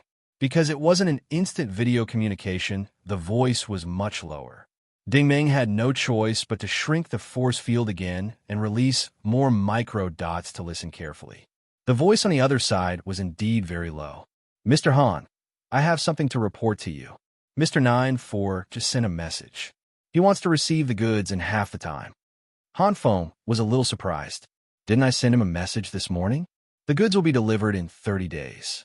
It hasn't even been that long, and he wants to deliver the goods in 15 days? This is against the rules. The other side said, Mr. 94 sent a message saying that he couldn't contact his two subordinates this afternoon. According to our understanding, Mr. Fu was also one of the people who couldn't be contacted this afternoon. Han Feng's tone became serious. Could something have happened to the ocean company? The other party said, I've just sent someone over to take a look. There's nothing wrong with the China Ocean Company. The technicians are still there, but we can't find Director Fu himself. Mr. 94's two attendants are also missing. No one knows where they went. Han Feng nodded and said, Got it. I'll come back as soon as possible to deal with it. Hearing this, Ding Meng finally understood that there was nothing wrong with Han Yan. The problem was with this Han Feng. This kid was doing business with the Hidden Front. Perhaps this kid didn't even know who he was doing business with. Ding Meng also understood the Hidden Front's thinking. Starting from the Christine Academy, the Hidden Front had been contacting their partners at all levels one by one. However, these partners didn't know who the Hidden Front was. The contacts only appeared in code. This way, their people wouldn't be easily exposed. Ding Meng suddenly remembered that he asked Fu Mingyu at the Ocean Company during the day, What kind of spaceship did you take? Was there a logo? Before Fu Mingyu died, he said, The logo is Wasp. Before he could finish, he was killed. It turned out that the Wasp he was referring to was the Han family's Beehive Corporation. All the clues were now clear. Number 94 was about to surface. However, just as he was about to leave quietly, he suddenly felt a chill on his cheek, like a leaf gently brushing past. If it were anyone else, they might have thought it was a cool breeze at night. However, Ding Meng was an expert. He immediately sensed danger approaching. It was too late to use the Thousand Shadow Strike now. Ding Meng slowly stood up and turned around. Behind him, a tall and straight shadow was standing at the fork in the mountain path, staring at him like a wolf in the shadows. This person was none other than the eldest son of the Han family, Han Li. He had actually snuck up behind Ding Meng without him noticing. Of course, Ding Meng wasn't being careless. In order to avoid Han Yan's perception, he had deliberately reduced the range of his telekinesis vision. In addition, he had been eavesdropping on Han Feng's conversation with all his might, so he didn't notice anything behind him. However, it had to be said that Han Li's perception was quite good. He had actually sensed the abnormality in the area around him. The two of them were about 40 to 50 meters apart. This distance was already quite close. Neither of them spoke, nor did they move their hands. They just stared at each other like two ghosts in a stalemate in the dark. The slightest movement could cause the other to suddenly attack. Hello, Han Li suddenly spoke. Ding Meng didn't answer. He was already feeling a little pressured. As a fleet commander who had been out on patrol for many years, what kind of strange things had he not seen? The reason Han Li was able to find him must be because he had sensed the energy field formed by Ding Meng's telekinesis. Han Li said again, Friend, this is not a place where you should be, and it's not a place where you should be. I don't want to hurt anyone. Take off your wristband. I will guarantee your safety. Ding Meng still ignored him. He turned around again and found that Han Yan and her 3 female attendants were already about 100 meters away from him. They were walking towards him with extremely light steps. The Han family members had already surrounded him from all sides. Han Yan wasn't as calm and polite as Han Li. She said with a cold expression, How dare you? How dare you trespass into the Han family's private residence? Don't you know the laws of the Empire? Do you want to die? Ding Meng said in a low voice, A family like yours should know the laws of the Empire better than anyone else. Han Yan frowned. She didn't understand what he meant. Ding Meng said, A life for a life, and a debt must be repaid. His words were simple, but Han Yan immediately knew what he meant. This shorty in front of her was probably here for fourth brother. Han Yan said, I don't care who you are or who ordered you to come here. Now that you've trespassed into a private residence, you'd better cooperate. Take off your wristband and reveal your identity. The police will deal with you as they see fit. Ding Meng smiled. I don't think you're going to hand me over to the police. Han Yan's expression was cold. She gestured with her fingers, and the 3 female attendants immediately rushed forward like ghosts. When Ding Meng got off the ship, he could tell that these 3 female attendants weren't ordinary people. Their actions now confirmed his suspicions. These 3 female soldiers were not only strong and experienced, but they also cooperated with each other very well. The first one threw a heavy punch straight at Ding Meng, causing a strong gust of wind to surround them. She was trying to force Ding Meng to dodge. Ding Meng didn't let her down. He bounced up from where he stood, but his posture was a little strange. He turned halfway in the air and used his elbow to block the second female soldier's palm strike from behind. At the same time, he used the force of the strike to launch himself forward. He was already flying to the tree on the opposite side. The third female soldier's flying kick missed its target. Han Yan and Han Li both nodded at the same time. These 3 female attendants had been with Han Yan for many years. Although they weren't top experts, they rarely failed. However, Ding Meng seemed to have predicted their moves beforehand, and he easily avoided them. How dare he come to the Han family's territory to spy on them if he didn't have some skills? I don't want to make a big deal out of this. Stubbornly resisting won't do you any good. Han Yan's face was as dark as water. In her eyes, Ding Meng's refusal to surrender was already an affront to her authority. She wanted to arrest him because she was giving him face, but he dared to dodge. Ding Meng stood still on a tree branch. I don't want to make a big deal out of this either. As long as the person who should plead guilty pleads guilty, there's no need for me to get involved in this mess. How dare you? Han Li suddenly said. The Han family has always been open and aboveboard. We won't tolerate petty people talking behind our backs. Ding Meng looked at him. I'm just afraid that some of you have done something that even he doesn't know about. Chapter 790. Nonsense. Han Li flew into a rage. The Han family had always served the country and had made meritorious contributions to the empire. If someone said that they were breaking the law, it was absolutely intolerable. All of a sudden, Han Li's steel-like body flew up into the air. He spread out one of his hands, and a ball of air, which had been condensed in his palm for a long time, suddenly flew towards Ding Meng. Although Ding Meng had learned about this person from the military database, he was still shocked to see this person in action with his own eyes. This was not a simple airflow. First of all, Ding Meng was certain that it was an energy flow created by the gravitational storm system. Secondly, when the airflow was released, Ding Meng felt that his body had become much heavier, as if he had been bound by an invisible force.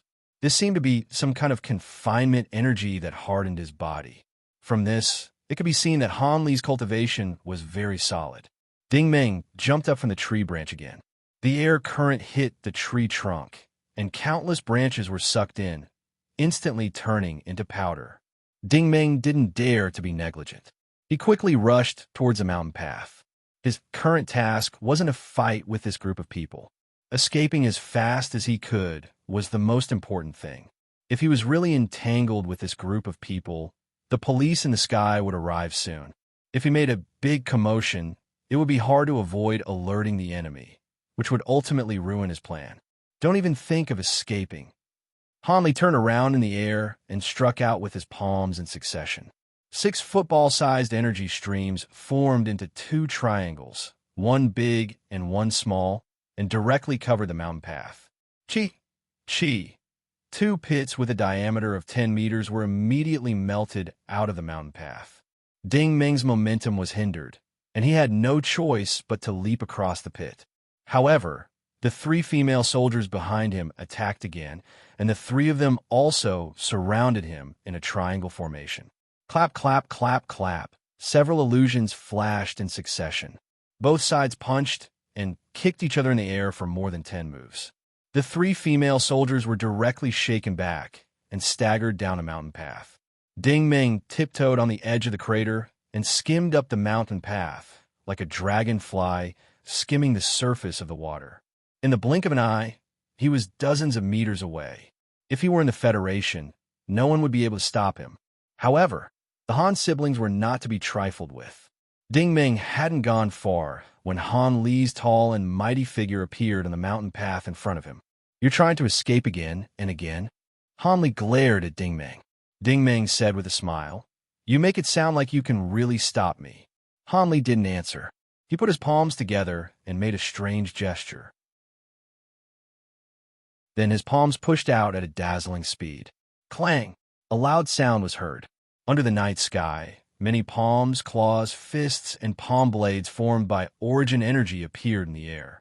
These fists had a pure white coating on the surface, and the most important thing was that they were like a curtain, exuding a strong aura that completely sealed off the front.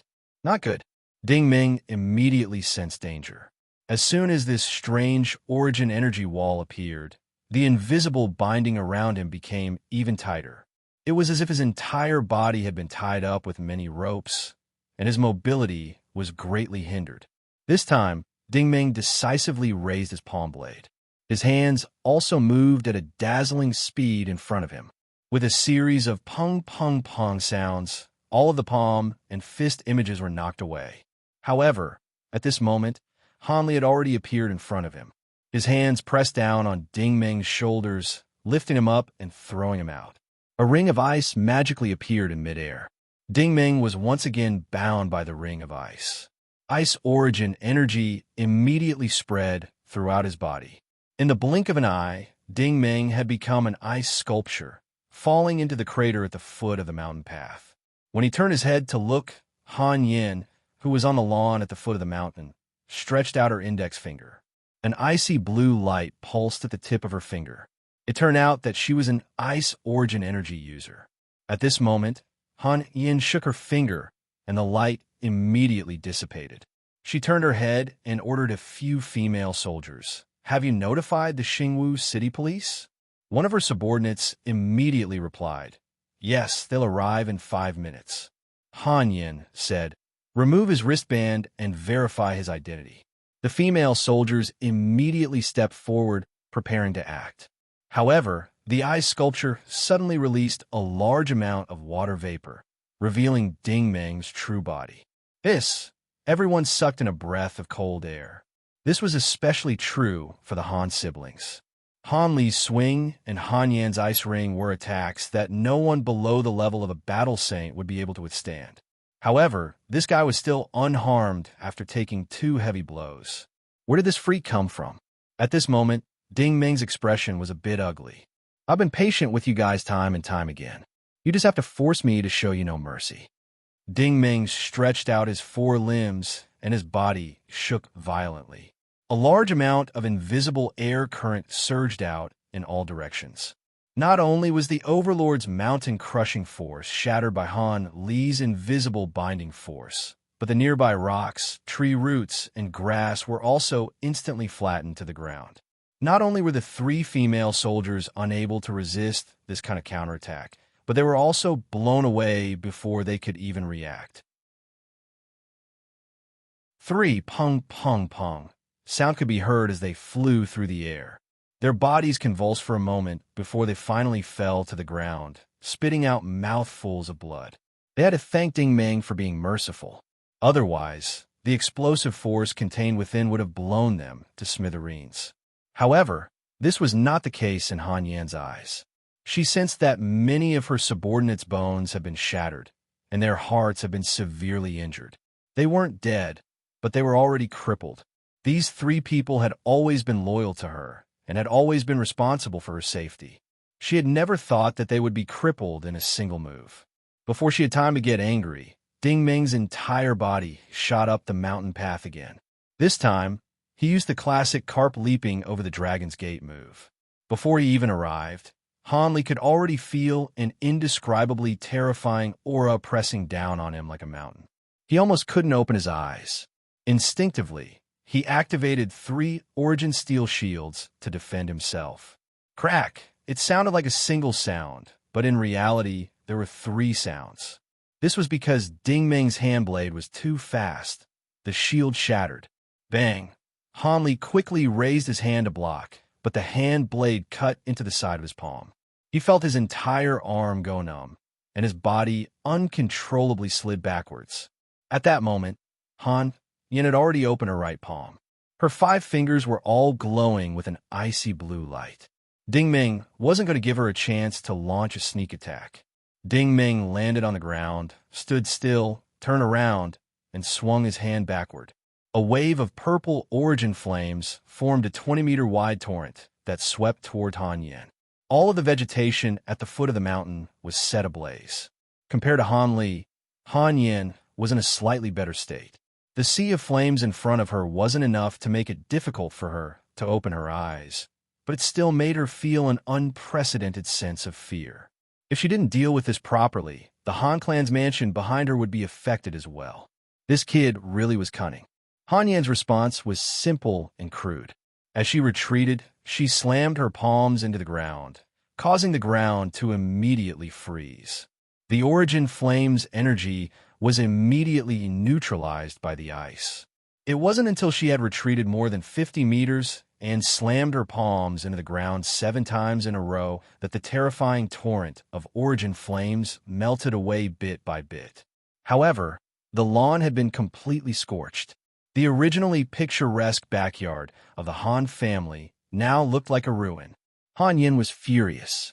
Someone dared to make trouble in her private house, hurt her entourage, and made her so embarrassed.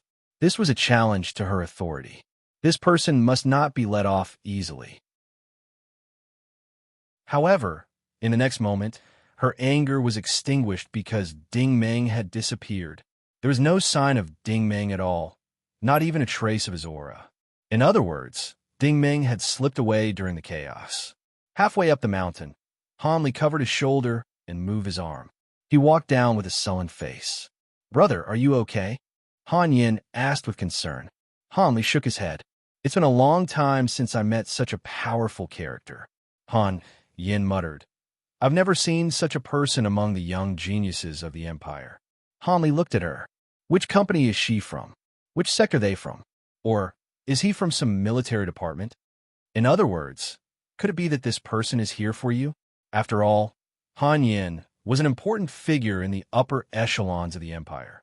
She had many political enemies, so it was not surprising that someone would do something so despicable. Han Yin said, "That's not right. If she was really after me, she wouldn't have run away." When these words were spoken, their expressions became even more unsightly, because from the exchange of blows just now, they had a feeling that this person's strength was not below theirs.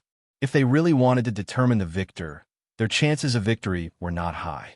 At this time, there was a buzzing sound in the night sky. A large number of shuttle cars were rushing over, surrounded by 3 small armed starships. This was obviously the police force of Xingwu City, and it was not small. After all, the Han family was a prominent local family. No one dared to be negligent when they received the notice. A large number of intelligent robot guards rushed down from the starships and shuttle cars. Among them, the captain of the police force quickly ran over. "Boss Han, Zheng Xian of Xingwu City is here to report."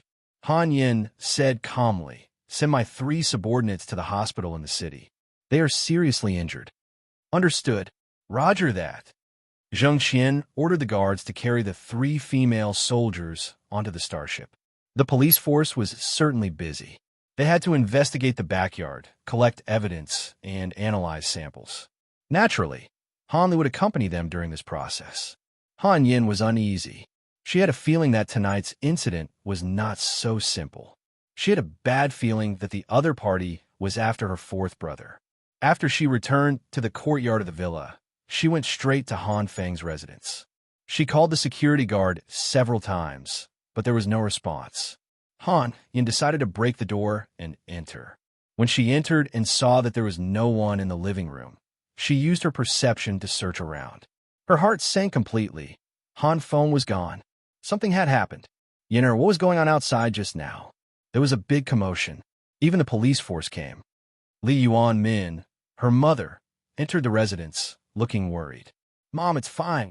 Han Yin comforted her mother. "It's just some small fries. You and Dad are safe here. At this time, the captain of the police force, Zheng Qian, accompanied the ashen-faced Han Li into the Han residence. Seeing her brother's expression, Han Yin knew that the police force must have found some clues. Chapter 791. Captain Zheng, is there any new information? Han Yin took the initiative to ask. Zheng Qian was flattered and replied, Boss Han, according to the information you provided on the wristwatch, there's a person whose features match perfectly. As he answered, a screen appeared on his wristwatch. This person is called Ding Ming, from Yuanshan Farm, Qingzi Village, Jinfeng Oasis, Qingzi Town, Qingzi Village, Yuanshan Farm, Qingzi Village, Jinfeng Oasis, Qingzi Town, Qingzi Village, Yuanshan Farm. According to the police system, this person was originally an alien refugee who was rescued by the patrol fleet more than 10 years ago. After that, he entered the local Liechtenstein Academy and disappeared for more than 10 years. Han Li and Han Yin could not help but look at each other. Where did this Ding Ming come from? Judging from the image, this person is indeed Ding Ming. Zheng Qian answered respectfully. Forget it, I'll ask. Han Li also turned on his wristwatch and began to search for relevant information. Since Ding Ming was rescued by the patrol fleet, he should be able to find the relevant information in the military database. Not long after, Han Li spoke with a serious face. This person's background is not simple. He was rescued by Major Lei Zhan of the Eastern Wandering Army's patrol fleet. This person also has close ties with Colonel Feng Rufei of the Special Operations Department and Major General Chu Shaoqing of the War Zone's frontline. The information shows that not only is he Major General Chu's classmate, but he also joined the military in the same batch as Major General Chu. Han Yin raised her wristwatch and seemed to be talking to someone. After a while, her face turned even uglier. Han Li could not help but ask, Is there something we don't know? Han Yin was almost expressionless. This Ding Ming is not simple. My friends in the Federation said that this person is already a Class A felon in the Federation. Several battle saints have been defeated by him, and dozens of battle lords have been killed by him. He is a thorn in the side of the military and the major financial groups there. I didn't expect him to return to the Empire this time. Han Li muttered, Looks like he's the one using General Luo's new investigation warrant. He's a new investigator from the Special Operations Department. He did not finish his sentence, but his meaning was obvious. The Special Operations Department was already focusing their investigation on the Han family. Han Li knew that the Han family had always been orthodox. Why would the higher-ups want to investigate him? Han Yin suddenly turned her head and said, Captain Zheng, thank you very much for coming to help. There's nothing else here. You can leave now. Zheng Qian decisively excused himself. Thank you, Mr. Han. After he left, Han Yin sighed and said, Big brother, this Ding Ming is probably after fourth brother. Han Li was puzzled. What's wrong with old fourth? Han Yin said, I'm just afraid that Ding Ming is telling the truth. Fourth brother doesn't even know what he has done. I'd better arrange for someone to visit fourth brother's B-Dynamics company. Han Li said sternly, I'll go there myself. If old fourth really did something illegal, I'll personally arrest him. At 1 o'clock in the middle of the night, at the B-Dynamics company in the western suburbs, Han Feng was anxiously pacing back and forth in the plaza. Mr. 94 had yet to arrive, and his anxious subordinates were also anxious. Ever since the incident at China Ocean Company, and later when Han Yin interrogated him, his instincts told him that not only did he need to bring forward the delivery time by half, he also needed to ship the goods immediately. Someone was already watching him. Mr. Han, we're in a bit of a rush this time. Do you think Mr. Ninth will be able to make it in time? One of his subordinates was already doubting him. Han Feng, on the other hand, was very confident. When has Mr. Ninth ever disappointed us? His people have always been very punctual. Even though he said that, he was actually a bit hesitant. After all, he was the one who changed the delivery time overnight. If he changed the agreement unilaterally, what if Mr. Ninth was too rushed and could not make it in time? At 1:30 a.m., An old and inconspicuous flying car appeared in the night sky and slowly descended towards the plaza. "They're here." Han Feng's eyes lit up as he quickly stepped forward to welcome them. A total of 5 people walked out of the car. The leader was dressed in a black shirt and black pants, exactly the same as the Hidden Front's mercenary uniform. This person wore a large black mask on his face, only revealing a pair of bright eyes. This person was Mr. 94. The other 4 people were not dressed like him, but were all dressed casually. "Welcome, welcome. Welcome, Mr. Ninth." Han Feng took the initiative to welcome him. Number 94's voice was cold and indifferent. "Mr. Han, you suddenly changed the delivery time. This is a bit against the rules." Han Feng smiled and said, "Something small happened. To avoid unnecessary trouble, I hope you can understand, Mr. Ninth." Number 94 turned his head and ordered his 4 subordinates. "You guys go to China Ocean Company and check on the situation with number 0013 and 0015. The 4 followers immediately disappeared into the night.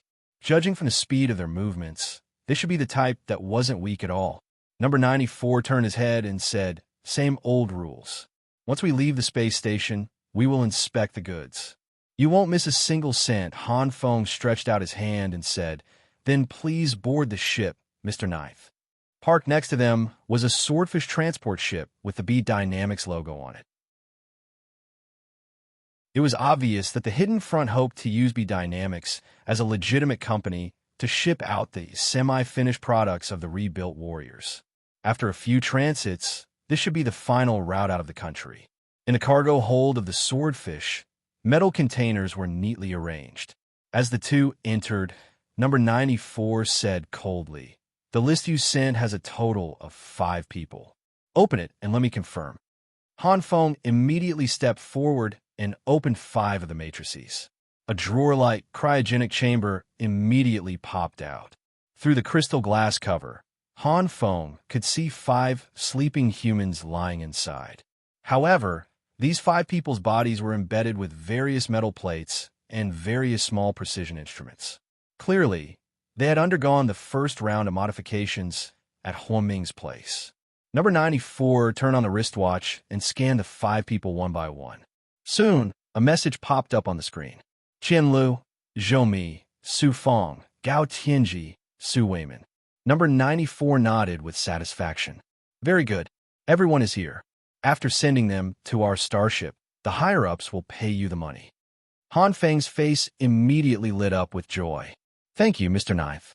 The swordfish ship quickly passed through the inspection of Xingwu Planet Space Station and entered the depths of the vast universe.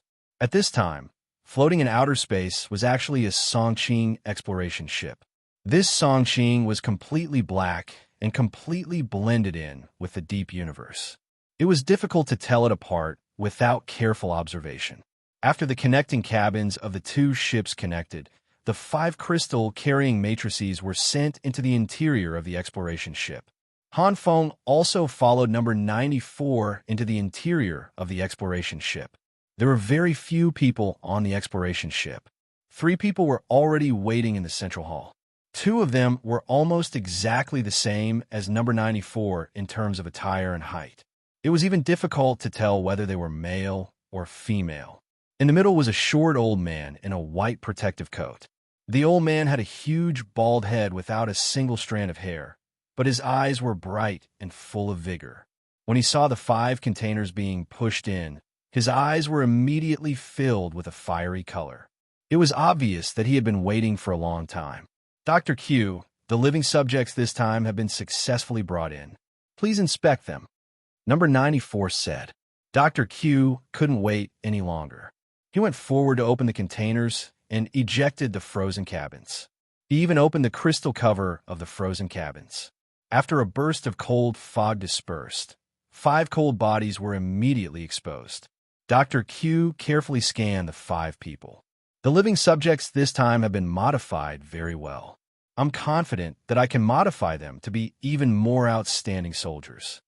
Number 94 said, "Then I'll leave everything to you." Dr. Q moved his wrist, and an intelligent robot immediately came up from the side and pushed the 5 frozen cabins toward another metal door. Fortunately, Han Feng didn't follow him in. Although he had done such transactions many times, he didn't enter Dr. Q's private laboratory. This was because this was a rather retro room, just like the interior of a void spirit ray. There were all kinds of strange biochemical materials everywhere. On the workbench and shelves were crystal petri dishes soaked in various biological organs. They were filled with all kinds of pus, and many of the organs were nauseating at first glance. In the first frozen cabin, the living subject, named Qian Lu, had been pushed onto the workbench. It was like an operating table in a hospital. Dr. Q first studied Qian Li's personal information on the light screen for a while before ordering in a deep voice, "Reactant number 23." The intelligent robot immediately handed over a petri dish. The organ in the petri dish looked like a colorful snake, but the snake's eyes were as big and round as a frog's. The robot used its mechanical arm to open Qian Li's mouth and sent the snake into it. As soon as the snake came into contact with a human body, it automatically burrowed into Qian Li's body. In less than 2 minutes, Qian Li's entire body trembled violently, shaking the entire operating table. Then, a terrifying scene appeared. Qian Li's eyes were changing at an extremely fast speed. His eyeballs bulged out and turned into a pair of frog eyes. His eyeballs were as big as ping-pong balls. Anyone who had carefully observed frog eyes would know that frog eyes were as ferocious and terrifying as ghost eyes. How terrifying would it be for a human to grow a pair of frog eyes on their face? At this moment, if there was a biological expert present, he would be able to tell at a glance that Dr. Q was using biotechnology and genetic mutation technology to forcefully fuse frogmen and humans together. The retina of a frog's eyes was far more complex than that of a human's retina. It had a photosensitive layer, a medial connection layer, and a ganglion layer. Simply put, frogmen were especially sensitive to fast-moving objects and were best at capturing fast-moving targets. Such a pair of eyes was comparable to the electronic and ion scanners on advanced armor. If a reconstructed warrior had such eyes and was equipped with armor, they would be terrifyingly sharp on the battlefield. How could an ordinary soldier be a match for such a monster? They might not even be able to see it move. Dr. Q nodded in satisfaction. Not bad. The first stage is very successful. There are no adverse reactions. What is the next one's similar martial technique? Let's continue.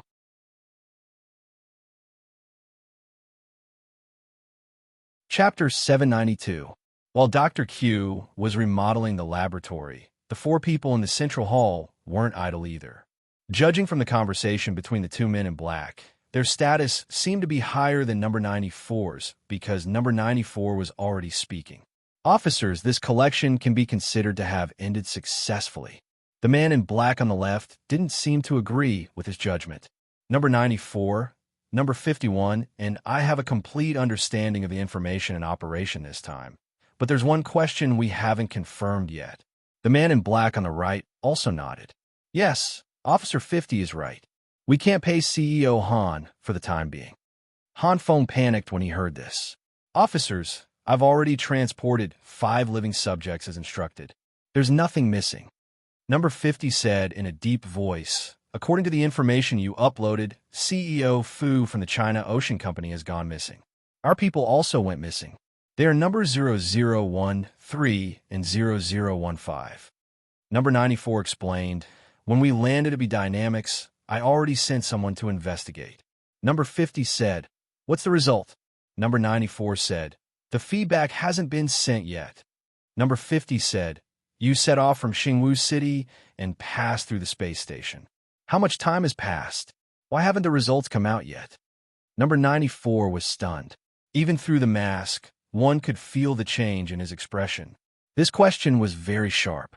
More than 10 hours had passed since they set off, but number 94 subordinates still hadn't sent back any information. This didn't feel right. Number 94 immediately turned to Han Feng. CEO Han, you suddenly sent out the items. Are you hiding something from us? No, everything is normal. Han Feng definitely didn't dare to tell them what Han Yin had forced him to do. Number 50 said decisively, "Let's go to the laboratory and take a look." At this moment, in the laboratory, the first 4 living subjects had undergone the first stage of remodeling. Now, the robot had lifted Sue Wayman, whose eyes were tightly shut, onto the operating table and handed over a petri dish. This transparent petri dish was filled with a transparent, unknown liquid. Hundreds of small black insects could be seen moving inside. These insects were like ants, densely packed and bearing their fangs and claws. Just looking at them made one's scalp tingle. It looked like they were going to pour into Sue Wayman's body. "Inject," Dr. Q ordered decisively.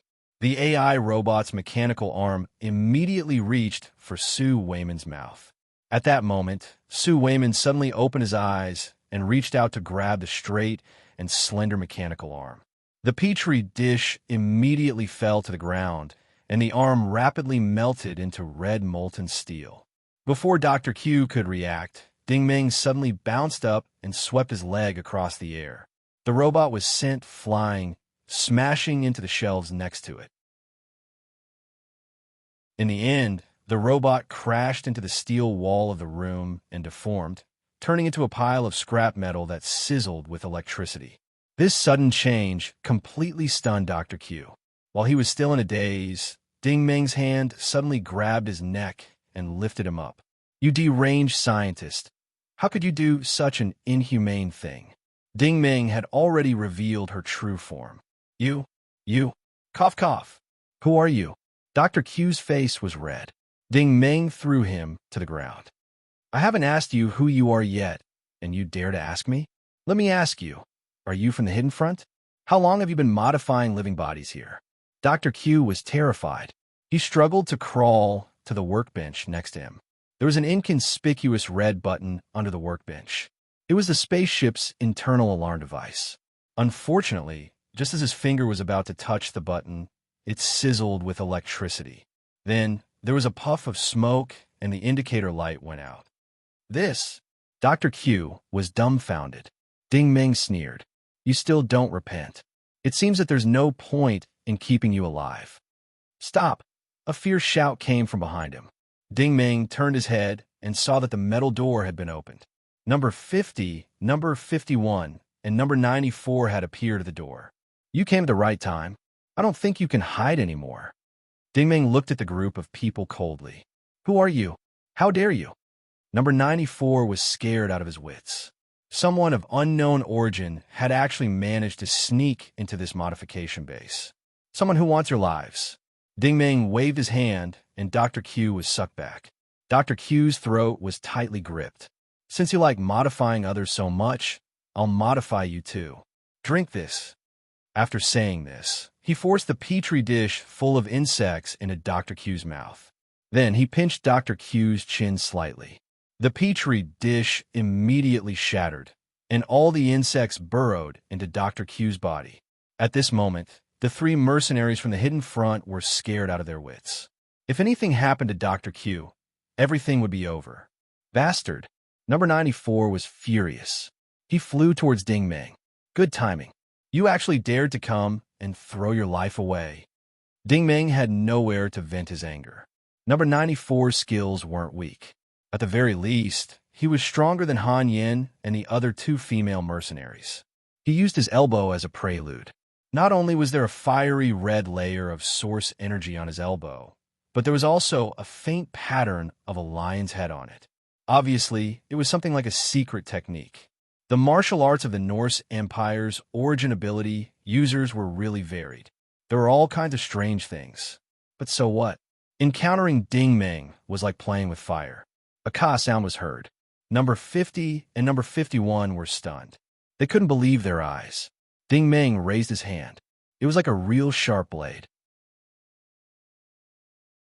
Not only did it directly cut number 94's arm in half from the elbow, but it also chopped number 94's head at the same time. Most of number 94's palm was buried in his head. It was as if number 94 had offered his head to Ding Meng. Ding Meng shook his hand, and number 94's body swayed. Then, a large amount of orange blood spurted out from his forehead. It was obvious that he was done for. For a moment, number 50 and number 51 didn't move. Looking at the situation, they were probably scared stiff. One had to know that number 94 was an advanced warlord. Killing a warlord with his bare hands was no different from chopping vegetables. Who exactly was this person? At this moment, Dr. Q suddenly grabbed his throat. His whole body convulsed, and a trembling sound came from his throat. It was obvious that he was suffering some kind of great pain. It was creepy to hear. An even more terrifying scene appeared. Dr. Q's skin turned yellow, dim, and black at an extremely fast speed. The worms seemed to be gnawing on his body. With a muffled bang, Dr. Q's body suddenly exploded, turning into several puffs of black smoke that sprayed out. Upon closer inspection, these were the ant-like bugs that splattered all over the ground. There were at least tens of thousands of them. Ding Meng sneered and didn't say anything. He only exerted a little force with the soles of his feet. Bang, bang, bang, bang. With Ding Meng as the center, the steel plates on the ground around him spewed out many fiery red source flames. These worms were immediately engulfed by the sea of fire, and they even let out countless hissing sounds. These sounds didn't sound like the cries of insects. They sounded like the struggling howls of spiritual creatures. It was a non-human sound, but it felt like they were wailing for help. Those who had never heard this sound before couldn't imagine how terrifying it was. It made one's soul throb. Looking at Ding Meng, who was standing in the fire with a sneer, number 50 and number 51 felt a chill run down their spines, numbing most of their bodies. Number 51 finally reacted and reached out to press the wristwatch on his left wrist. However, everything was now under Ding Meng's control, so doing so was futile. Ding Meng glared at them, and their wristwatches automatically detached from their wrists. They flew into the air and turned into two balls of fire with two pops. The wristwatches turned into black smoke. Try to call the police or contact the outside world. Don't even think about it. When Ding Meng was sent in, he used his telekinesis to scan the entire probe ship. There was no one else on the ship except for these few people. Even the flight path on the control panel of the cockpit was fixed, and the spacecraft was moving automatically. "I'm going to kill you." Number 51 couldn't stand it anymore. He took a step forward and rushed over. "You're not qualified," Ding Meng sneered. Number 51 was much stronger than number 94. Halfway through his dash, a bright light flashed, and he was already behind Ding Meng. It was a very standard flash step, and his flash step was fast enough. In the eyes of ordinary origin ability users, forget about seeing it clearly, they wouldn't even be able to sense the change in aura. Ding! This was the crisp sound of sharp weapon hitting a hard object. Number 50 was stunned again, and number 51 was completely dumbfounded. The sharp blade in his sleeve pierced the back of Ding Meng's head. It felt like a knife hitting a super alloy steel plate. Not only was Ding Meng in scathe, he didn't even turn his head back. This person was even harder than alloy. Number 51 quickly retreated in horror. This was the creed of the light element. If the attack didn't hit, retreat immediately. His figure was like an afterimage, quickly disappearing into the depths of the darkness. The mirror image gradually dimmed. Unfortunately, it was useless. Ding Meng turned around and waved his hand. The ghost image that had escaped was immediately sucked back by telekinesis. No matter how hard number 51 struggled, it was useless. Seeing that Ding Meng was getting closer and closer, number 51's pupils shrank rapidly. Although Ding Meng hadn't made a move yet, the failure of his attack just now had already caused number 51's mentality to collapse. "Since you're so scared, then you'd better retreat." Ding Meng sneered. His left palm pushed out an invisible astral wind. Number 51 felt as if he had been struck by lightning. He felt as if he had been hit by an iron wall and was directly bounced back. However, halfway through the bouncing, his entire body turned into a white humanoid flame in the air. In the end, he disappeared without a trace along with his spirit body. This kind of technique was fierce, overbearing, and decisive. There was no way he would let you live. Ding Meng turned around and looked at number 50 coldly. "You're quite calm." Number 50 was also wearing a mask, only revealing a pair of eyes. It was unknown whether he was scared stiff or just calm. Pa, pa, pa. Number 50 actually clapped his hands. Amazing, amazing. You're the first person to find this spaceship. Ding Meng smiled. It seems that this is indeed the secret base for the modification of the 5th generation warriors.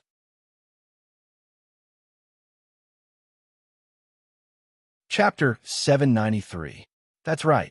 Number 50 admitted it openly. Ding Meng laughed again.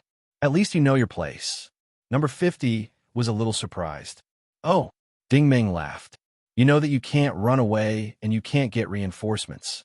You should have told me the truth, and I might have let you live.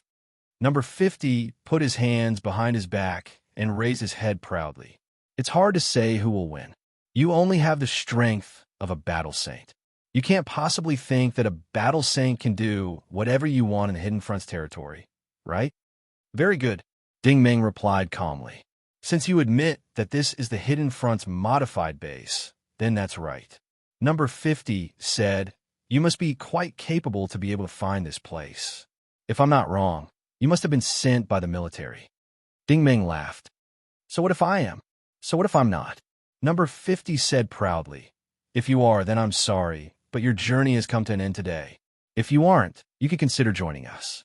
The Hidden Front loves to recruit all kinds of talents. Ding Meng laughed even more happily. Maybe there's something you haven't figured out yet. With your current situation, the person you should be worried about is not me, but yourself. Number 50 lowered his head and stroked his palm. You're wrong. You really shouldn't have come to this place. He suddenly waved his hand, and the black glove on his hand turned into a dark light. The person following him also moved. He was faster than number 51, and number 51 could still blink. However, as soon as he finished speaking, he was already in front of Ding Meng. His fist landed directly on Ding Meng's face. At least, he thought that this punch had already smashed Ding Meng's face into a meat patty. Who knew that Ding Meng would casually wave his hand and send him flying with a slap? Number 50 was also sent flying like the AI robot. He crashed into a row of shelves far away and was buried under a large pile of crystal bottles and petri dishes that fell down. As these devices broke, all kinds of liquid materials leaked out, forming a large cloud of 7-colored mist in the air. Ding Meng frowned and sniffed. The smell was very unpleasant. Not long after, number 50 crawled out of the pile of junk in a sorry state. It would be a lie to say that he was not afraid. Ding Meng's slap was too precise. Not only did it knock off his mask, but it also knocked off a bunch of molars on his right side. Among them, the one that contained a lethal poison was among them. It was obvious that the young man in front of him knew the methods of the Hidden Front. Now, he could not even commit suicide. Ding Meng looked at number 50's old, bark-like face and said, "Hee, you still wear a mask and refuse to show your true face. I thought you might have some ability, but it turns out that you are worse than the previous two." Red blood kept oozing out of number 50's mouth. Half of his teeth were broken. "Who the hell are you? You don't have to worry about that," Ding Meng said calmly. "Let me ask you. The Hidden Front uses numerical codes to replace your identities. The three of you are respectively 50, 51, and 94. That means that there are at least 94 mercenaries like you in the Hidden Front." Number 50 said hatefully, "That's right. Everyone below 100 is a core member." Ding Meng said, "Then what about number 1? Is he the strongest among you?" Number 50 said, "Number 1 is our boss." "I believe you." Ding Meng looked at him meaningfully. "You are not lying, because if you want to live, you have to tell the truth." Number 50 seemed to be gritting his teeth. "You are not from the military. The military's lackeys will not be so long-winded." Ding Meng said, "How many modification bases are there for the 5th generation warriors?" Number 50 said, "Just this one." Ding Meng said, "Oh, there are so many modified monsters in the Fertile Chalk System's front line. All of them are from here." Number 50 said, "You don't have to be so proud. Although you killed Dr. Q and cut off this route, what awaits you is our boss's endless pursuit. You will either suffer a fate worse than death or live in fear for the rest of your life." I said, You don't have to worry about me. Ding Ming waved his hand. I only want to ask you one thing. Was Zhao Yu from the Christine Academy modified by Dr. Q here? Number 50 was silent for a long time before saying yes. Was it sent by Han Feng outside? Number 50 said yes. Very good. Ding Ming showed a satisfied expression. I'm only here for this matter. Since you are willing to admit it, that is enough. Number 50 looked at the other party in shock. To be able to find this spaceship, the other party must have paid a heavy price. He did not expect the reason to be so simple. However, he was still very smart. However, I did not do this. It was number 94 who did it. Say whatever you want. A dead man will not defend himself. Ding Ming said, let me ask you another question. The Hidden Front has deployed the regenerated warriors on the front line of the Fertile Chalk system and is also infiltrating the Devouring Sector. What is your boss planning? This question was actually quite crucial. Because of what happened on the Flame Planet and the frontline situation described by Chu Shaoqing, all signs indicated that the Hidden Front, like the Black Handprint, was looking for something valuable in outer space. The Black Handprint was looking for the divine light energy source, but the Hidden Front might not be. Ding Ming did not expect this person to answer him, but number 50 said decisively, the higher-ups have been looking for a key. What kind of key? Ding Ming asked. Number 50 said, I have only heard that once this key is found, it will open a mysterious place called the Silent Entropy Land. As long as you enter the Silent Entropy Land, you will be able to obtain supreme power. As soon as he said this, Ding Ming did not show it on his face, but his heart was in turmoil. Was the Silent Entropy Land not the place that little rascal said was guarded by the Mao Xing civilization? Divine light technology was passed down here, which was also the legendary Holy Sanctum. Even a mercenary from the Hidden Front knew such an important secret. This did not seem right. Well, I believe you. You are telling the truth this time. Ding Ming looked at him mockingly. Number 50 suddenly lowered his head and laughed sinisterly. His voice changed and became neither masculine nor feminine. Of course, I have to be telling the truth. Ding Ming laughed and said, Of course you are telling the truth, because you know that only by telling the truth can you buy some time. Number 50 suddenly looked up with a wary look in his eyes. How do you know that? Ding Ming laughed even more happily. These little tricks of yours are the same ones that I have used many years ago. Do you still think you have made the right bet? Number 50's expression suddenly turned ferocious. Then you can go to hell. With that, he threw out another punch. This punch was not as fast as the previous one, but it was at least 5 times more ferocious than before. What appeared before Ding Ming was that the environment around him was rapidly becoming blurry and distorted like an illusion. He had experience in this area. This was caused by the energy in his opponent's fist. All the equipment, shelves, and workbenches in the laboratory were shattered by the extremely powerful energy. With his fist as the center, the energy in the surroundings had formed a vortex. It felt like an energy vortex, but it also felt like a steel furnace. It even felt more like a scorching and violent sandstorm. This person was actually an expert in heat, body hardening, and gravity. His punch had burst forth with such exaggerated power in such a small room. Smack! This sound was very crisp and did not sound like the sound of a torrent passing through. All of the energy flow, all of the illusions, and all of the debris disappeared. Ding Ming reached out her hand and accurately caught the punch. However, the huge energy wave had already turned all of the facilities in the laboratory into ashes. The room was instantly turned into an empty flat ground. The problem was that Ding Ming was still perfectly fine. He was even talking. You must be wondering why I haven't been poisoned after you purposely smashed the shelves and let the poisonous gas spread out. You've been stalling for so long. Ding Ming suddenly twisted his wrist, and number 50 fell to his knees with a thud. Half of his body and the expression on his face were distorted, and the sweat on his head was dripping down. That was indeed what he had thought and done. Dr. Q had hidden this backup plan in the laboratory to prevent a strong enemy from coming, but this strong enemy happened to be a freak who was not afraid of any poison. Number 50's body suddenly trembled, and he flipped backward like a hawk. Ding Ming was stunned. He realized that he was holding a set of hidden front mercenaries' black clothes and mask. It turned out that number 50 had taken off his outer clothes, but his real body had flipped back. When he looked up again, number 50 was already 30 meters away. At this moment, he had turned into another person. Even though Ding Meng was experienced and knowledgeable, he still felt a little dizzy when he saw number 50's real body. It was because it was a woman. To be precise, it was a stunning beauty.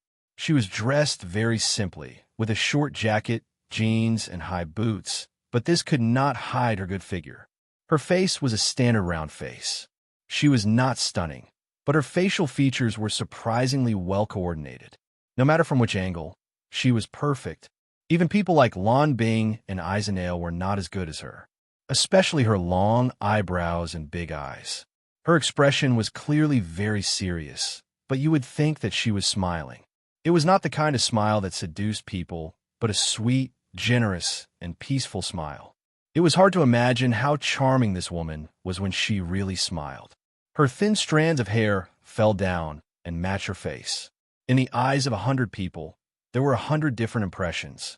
If you thought that she had the demeanor of a socialite, she really did. If you thought that she was very sexy, she really did meet that standard. If you found that she was attractive and pleasing to the eye, she really was very charming. She was the kind of beauty that would satisfy any man. However, Ding Meng was not surprised. He had known for a long time that number 50 had never shown his real face. Now that he saw the real person, he was only slightly surprised. This beauty was indeed not bad. Ding Meng hooked his finger at him. "Come, let me see what you can do. Since you are stationed at this modified base, you must be quite strong." Number 50 smiled gently. "You are very good. Few people can force me to show my true face. You are one of the few." When she was not smiling, it felt like she was smiling. When she was smiling, her facial expression was very vivid.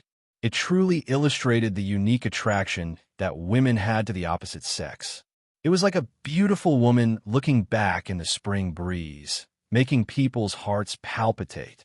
Unfortunately, a man of steel would not be moved. Ding Meng had secretly activated the first 5 origins. He had already seen that number 50 was not weak. This was not a character that could be defeated with a few punches and kicks.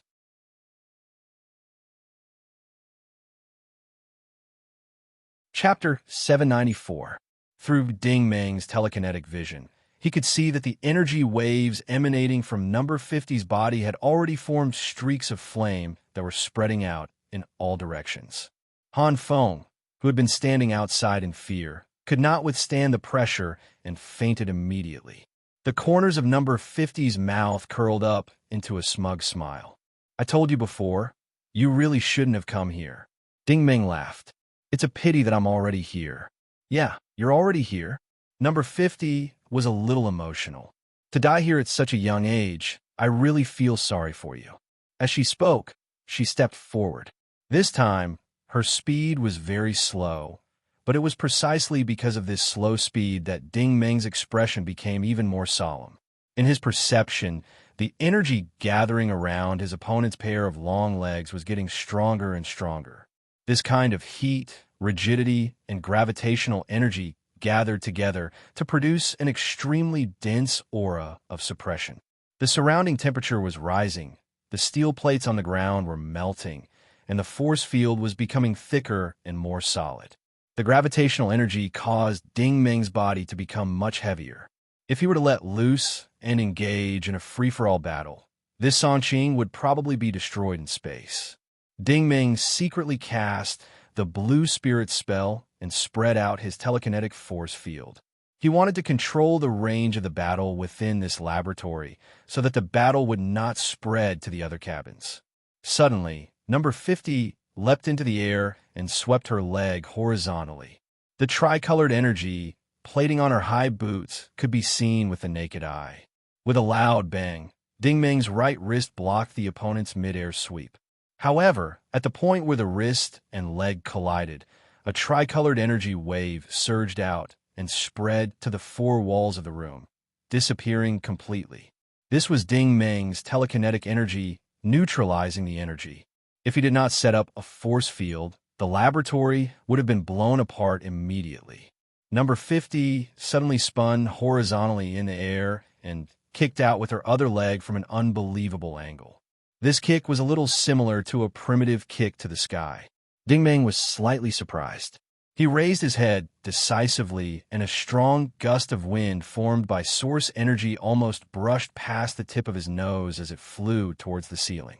Number 50's body then twisted like a snake, but her legs continued to bombard Ding Meng with a series of crackling sounds.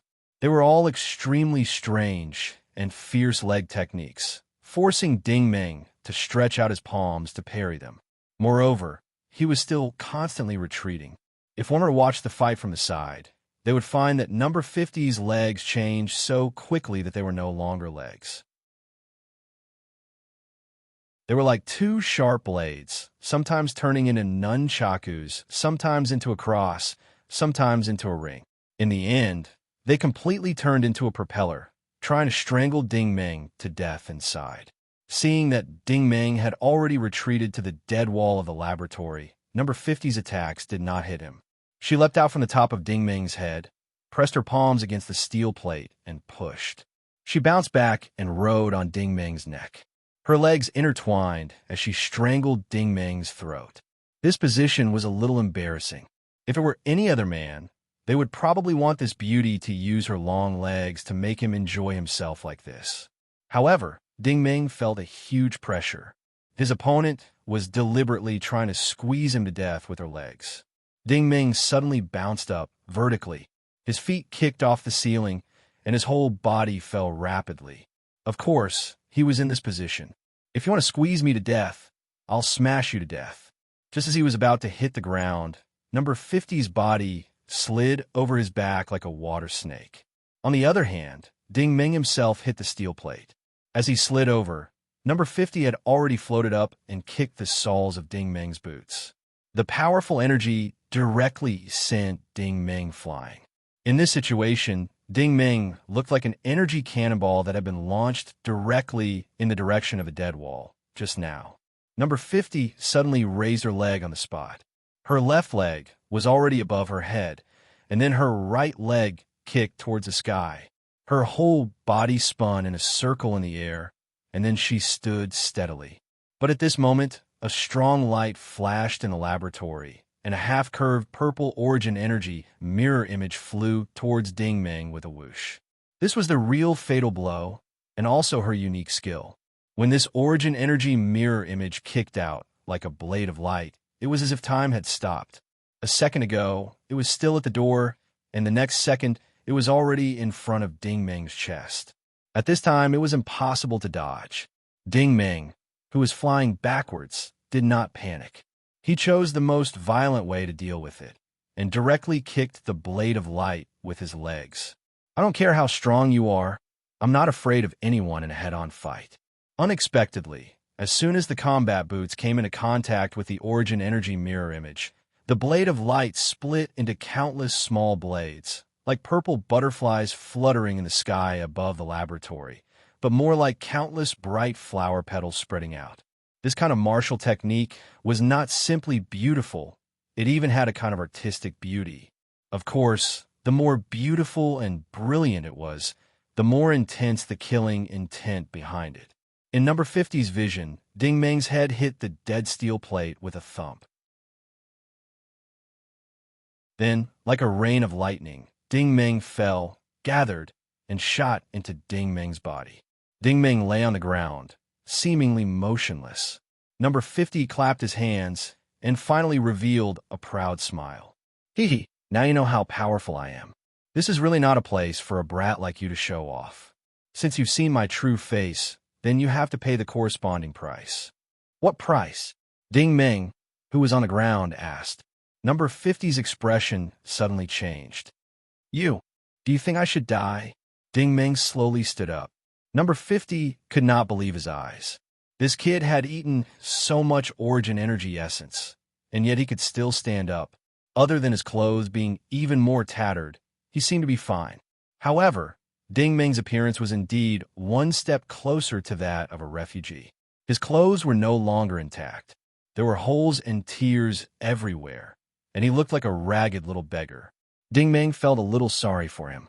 Although his clothes were not expensive, Ah Qiao had personally repaired them for him when he set off from Planet V12. Do you think these fancy moves of yours are going to work? Ding Meng glared at his opponent. Number 50's expression darkened. You're an arrow at the end of its flight, and you still dare to show off? Ding Meng took a deep breath. You're not bad, but I still say the same thing. You don't stand a chance in front of me. At this moment, number 50 suddenly felt an indescribably terrifying pressure coming from the front. Ding Meng's body erupted with a powerful aura that was beyond her understanding. She also felt a sharp pain on her face, as if she was being pricked by needles. This pain even affected her retinal nerves because the surrounding scenery was blurred and distorted. Ding Meng said, "You've had enough. Now it's my turn, right?" Not good. Number 50 instinctively sensed that great danger was about to come. But so what? She could not see Ding Meng's movements at all. The only thing she could see was a bright white light. As the light flashed, she immediately screamed and fell to the ground. Ding Meng still used his Ding-style handblade, but this time it was different. He flew close to the ground, and his arm transformed into a bright white beam of light. This was not even a divine light weapon, but a standard origin energy release. However, his speed was too fast and his energy was too strong, so number 50 could not react in time. At the end of the day, she and Ding Meng were not on the same level as each other if they were to fight for real. A mid-level battle saint who cultivated 3 elements could be considered an expert in the Empire, but compared to Ding Meng, whose origin energy index exceeded 100 billion, she was like a kindergartner playing with mud in the Northeast. This hand blade did not hit anywhere else but her knee. Her knee was completely shattered, and her right leg was twisted 90 degrees in the opposite direction. Number 50 curled up on the ground. She was in so much pain that tears fell from her eyes. She said in a trembling voice, You hit me?" Hearing her tone, it seemed like she could not believe that a peerless beauty like her would be so ruthlessly attacked. However, this was a common problem for all beautiful women. It was always the men who doted on them, loved them, and took care of them. Even if they were opponents, they would go easy on them. However, she was unlucky to have encountered the Alloy Demon King this time. Ding Meng looked down at her from above. "Yes, I hit you because you asked for it, so I hit you." Number 50 was instantly thrown into disarray. What kind of logic was this? However, a huge wave of fear immediately swept through her entire body. If a woman like her fell into the hands of an enemy, it was easy to imagine what kind of tragic fate awaited her. Ding Meng squatted down, pinched her chin with one hand, and forced her head up. "This time, you should tell the truth to your heart's content, right? Let me ask you, what is your name?" Number 50 did not answer. She only glared at him angrily. "Just kill me. Give me a quick death." Ding Meng said calmly, "You still have a use for me." Number 50 seemed to realize something. Her body curled up like a shrimp. Ding Meng seemed to know what she was thinking. He said disdainfully, "You think too much. I have no interest in you. There are only 2 kinds of people in my eyes. One is the dead, and the other is the people who are looking for death. I have already given you a chance, but you did not cherish it. This is the last time. Let me ask you, what is your name?" Number 50 spat a mouthful of blood on Ding Meng's face. "Go to hell." "Gotcha!" Ding Meng mercilessly raised her hand and chopped down the knife. Her other knee was also broken. Number 50 screamed again. The previous slash had come too quickly, so the pain was not that intense. However, this time, the pain was enough to make her want to kill herself. Whoa. Number 50 curled up on the ground and cried. She looked really pitiful. However, Ding Meng did not feel pity for her. He said expressionlessly, "All right, since you want to die, I'll fulfill your wish. However, it's impossible for you to die directly. I'll let you experience the pain of those who have been modified in such a way." As he spoke, he raised an index finger. The cross-shaped star on his fingertip spun as the divine light singularity was brought out. Ding Meng's golden finger gently pulled at the base of number 50's thigh. Her jeans were immediately cut open, and a gash appeared on her fair skin. Purple blood immediately gushed out. He was most familiar with the various structures of a human body. This time, he had cut open the veins in the thigh. The speed of bleeding from the veins was not as fast as that of the arteries. In addition to the miraculous effects of the divine light, even if she secretly channeled her origin energy, it would be useless. The blood and energy in her body would be continuously discharged. Ding Ming looked at her calmly. For a battle sage expert like you, once your blood runs out, your origin energy molecules will also disappear. When that happens, your origin energy will not be able to circulate and will automatically extinguish. I'll inject some origin energy into your body. The more you circulate your origin energy, the slower your death will be.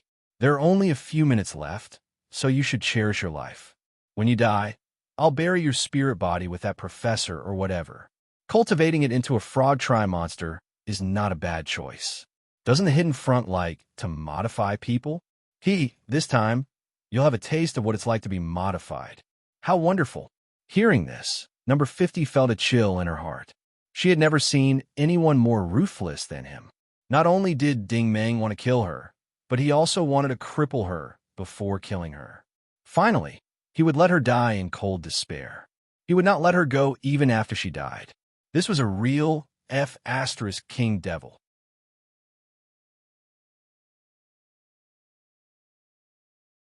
Chapter 795. The Songqing spaceship was still flying in the depths of the vast universe, but the atmosphere on the spaceship was like an ice cellar. Ding Ming grabbed number 50 by her hair, lifted her up, and dragged her outside. The bloodstains along the way were shocking. Beside the bench in the central hall, Han Feng was still unconscious. Ding Ming glanced at him and touched him with his telekinesis. Han Feng immediately woke up. He still didn't know what had happened. He got up in a panic and looked carefully. He saw Ding Ming sitting on the steel bench opposite him with his legs crossed. He was looking at him leisurely. "This is the officer who paid for you. Did you see clearly?" Han Feng was still in shock. You dare to go against them? You're wrong," Ding Ming explained casually. "I didn't go against them. They were the ones who provoked me. So I'll be gentle and play with them." Han Feng almost spat out a mouthful of old blood. This person was simply arrogant to a certain extent. Ding Ming glanced at number 50 again.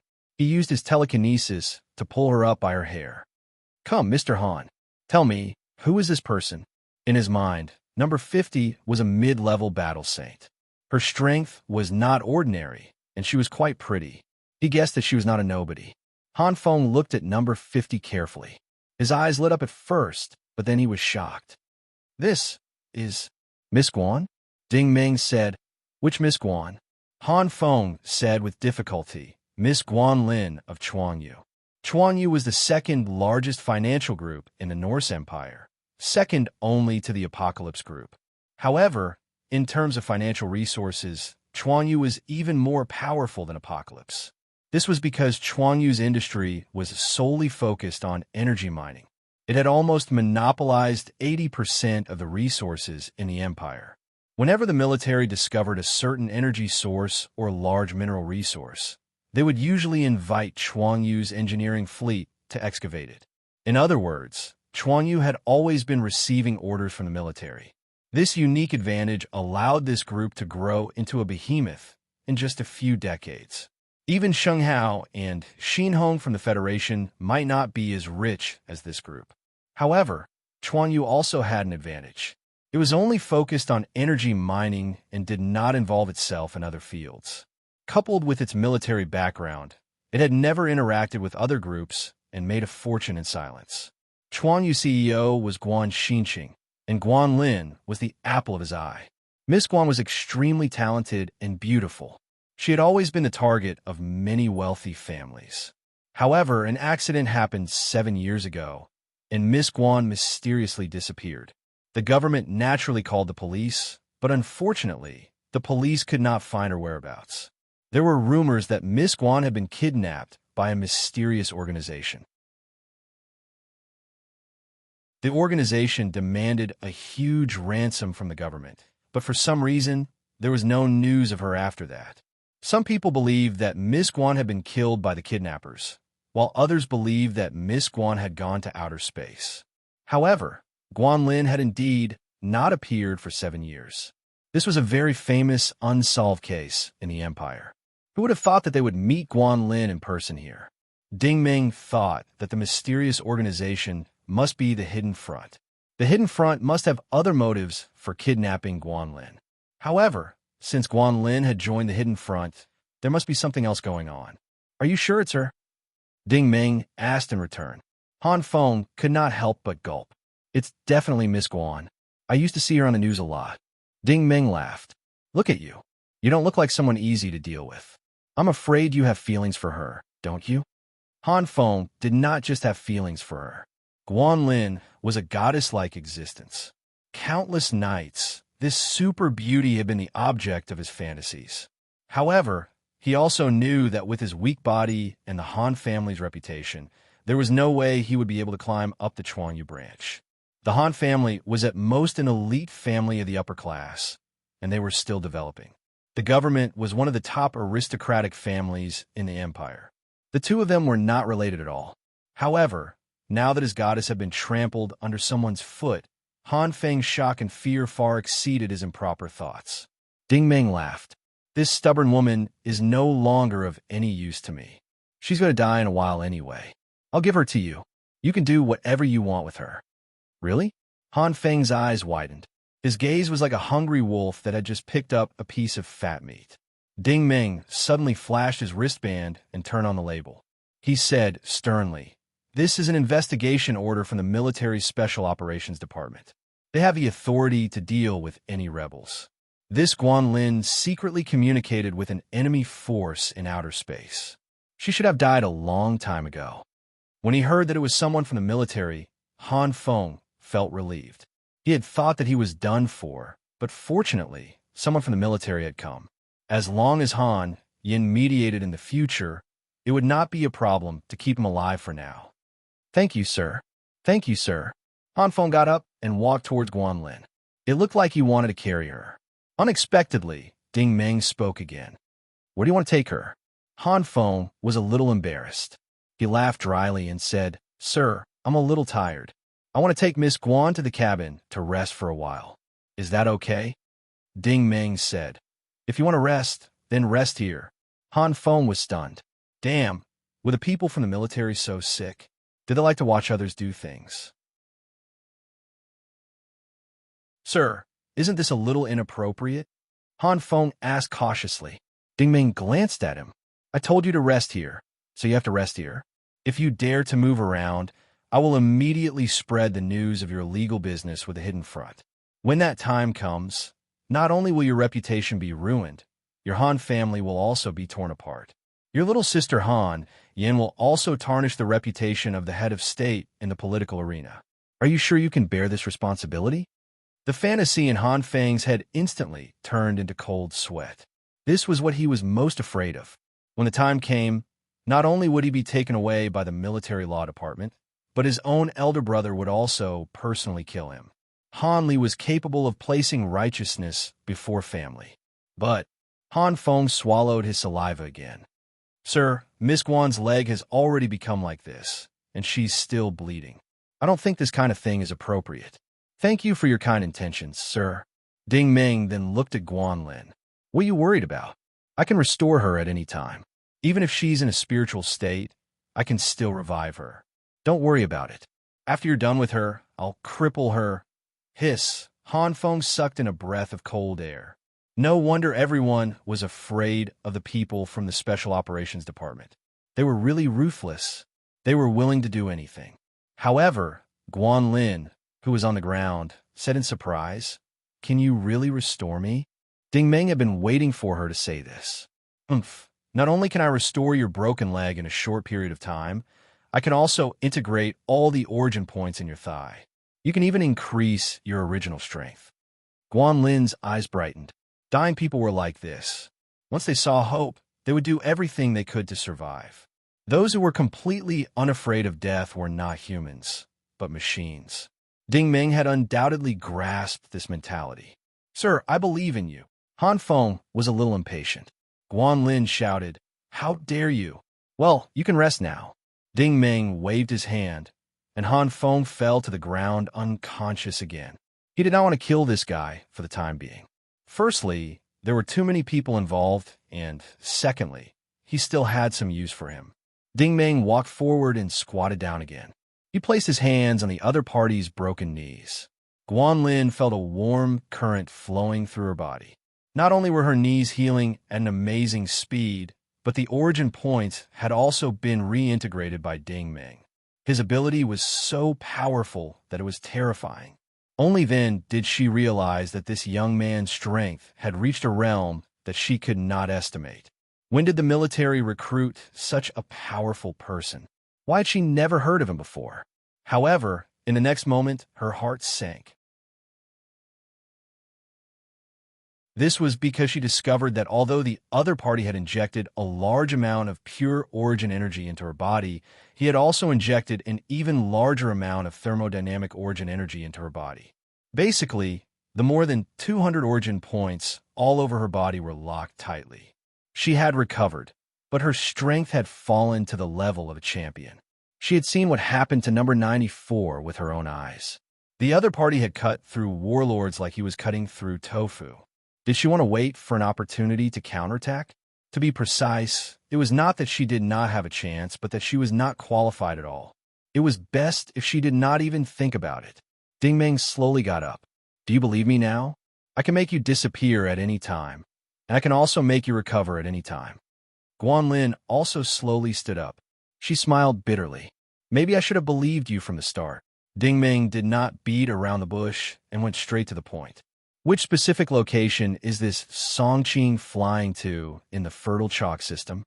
His telekinetic vision had already seen the flight path on the main control panel when he boarded the ship.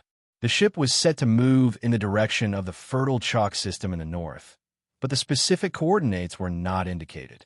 Guan Lin hesitated for a moment, but still answered honestly. "Planet 5 in the rainforest outside the central spiral of the fertile chalk system has the last base. Dr. Q is only the second modification process. Planet 5 is the final modification site. Planet 5 was already quite close to the 5th Lord's Planet 1. The hidden front was really bold. They had gone deep into the Black Handprint's nest, and even deeper.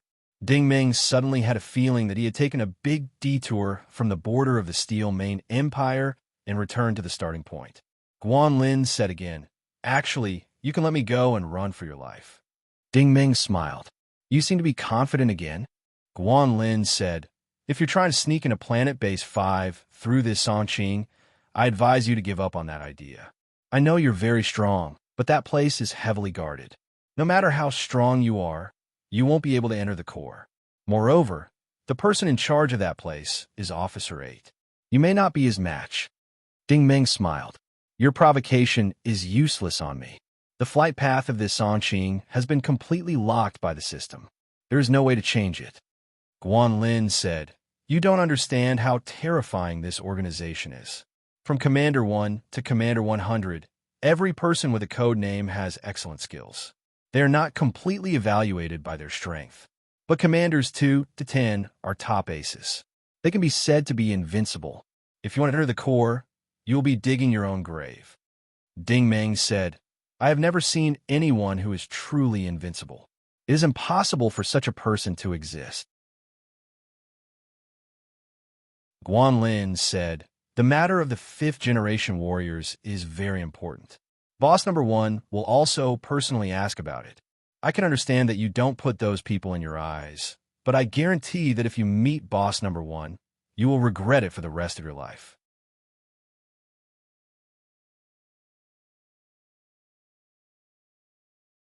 Chapter 796. Ding Meng's interest was piqued. "It sounds like your boss is quite powerful."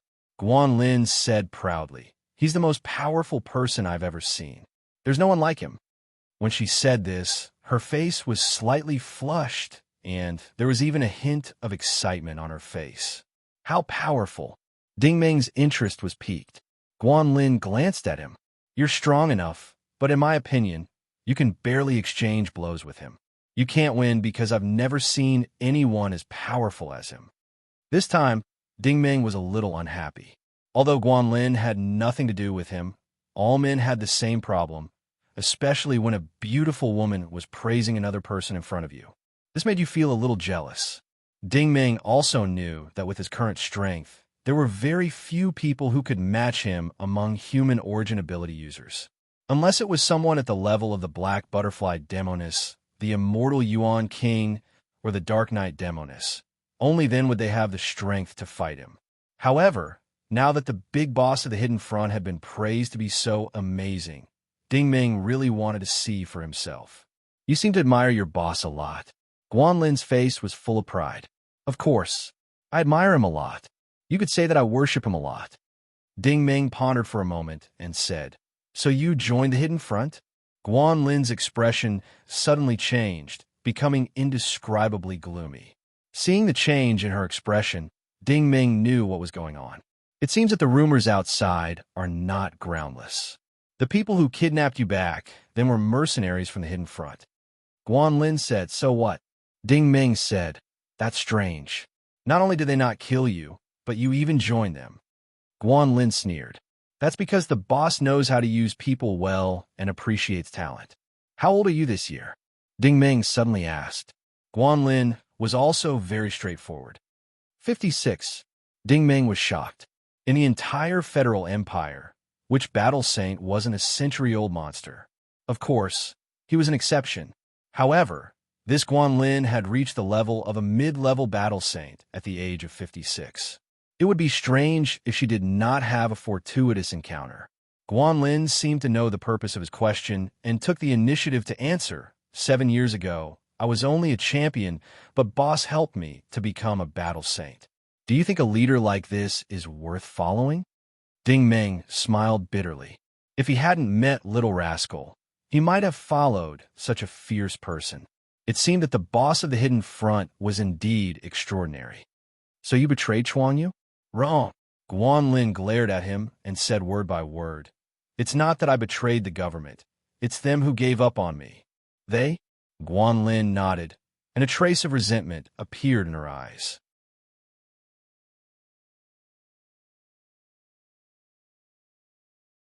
Ding Ming said in surprise. As his woman, you don't even know his name? Guanlin smiled bitterly. Let alone his name, I haven't even seen his face. Ding Ming was stunned. How did you become his woman? Guanlin smiled bitterly. I'm not afraid of you laughing at me. When he wanted me, I couldn't even see him, but I knew he was behind me. Ding Ming could only imagine this kind of thing. He couldn't help but sigh. It seems that your boss is really something. Guanlin glanced at him. You should be glad that you didn't kill me or touch me just now. Otherwise, he definitely wouldn't have let you go so easily. Ding Ming also glanced at her. If I really wanted to kill you, I could have done it with a wave of my hand. If I wanted to touch you, the only thing you could do was to take the initiative to cooperate with me. Other than that, you have no other choice, unless you're really not afraid of death. Guanlin was a little frightened by his glance. No matter how powerful the boss of the Hidden Front was, distant water couldn't quench a nearby fire. This was also a godlike figure. If she wanted to live, she'd better be obedient. Guanlin closed her eyes. If you want me, you could do it anytime, anywhere. Ding Ming glanced at her again. You think too highly of yourself. Guanlin opened her eyes again and said sternly, What did you say? Ding Ming said lightly, My interest in your boss is far greater than my interest in you. Moreover, none of my women are worse than you. You can't arouse my interest at all. As for that Mr. Han over there, he arouses my curiosity more than you. Guanlin was annoyed and angry. As a stunning beauty, she couldn't tolerate this kind of insult. You're arrogant.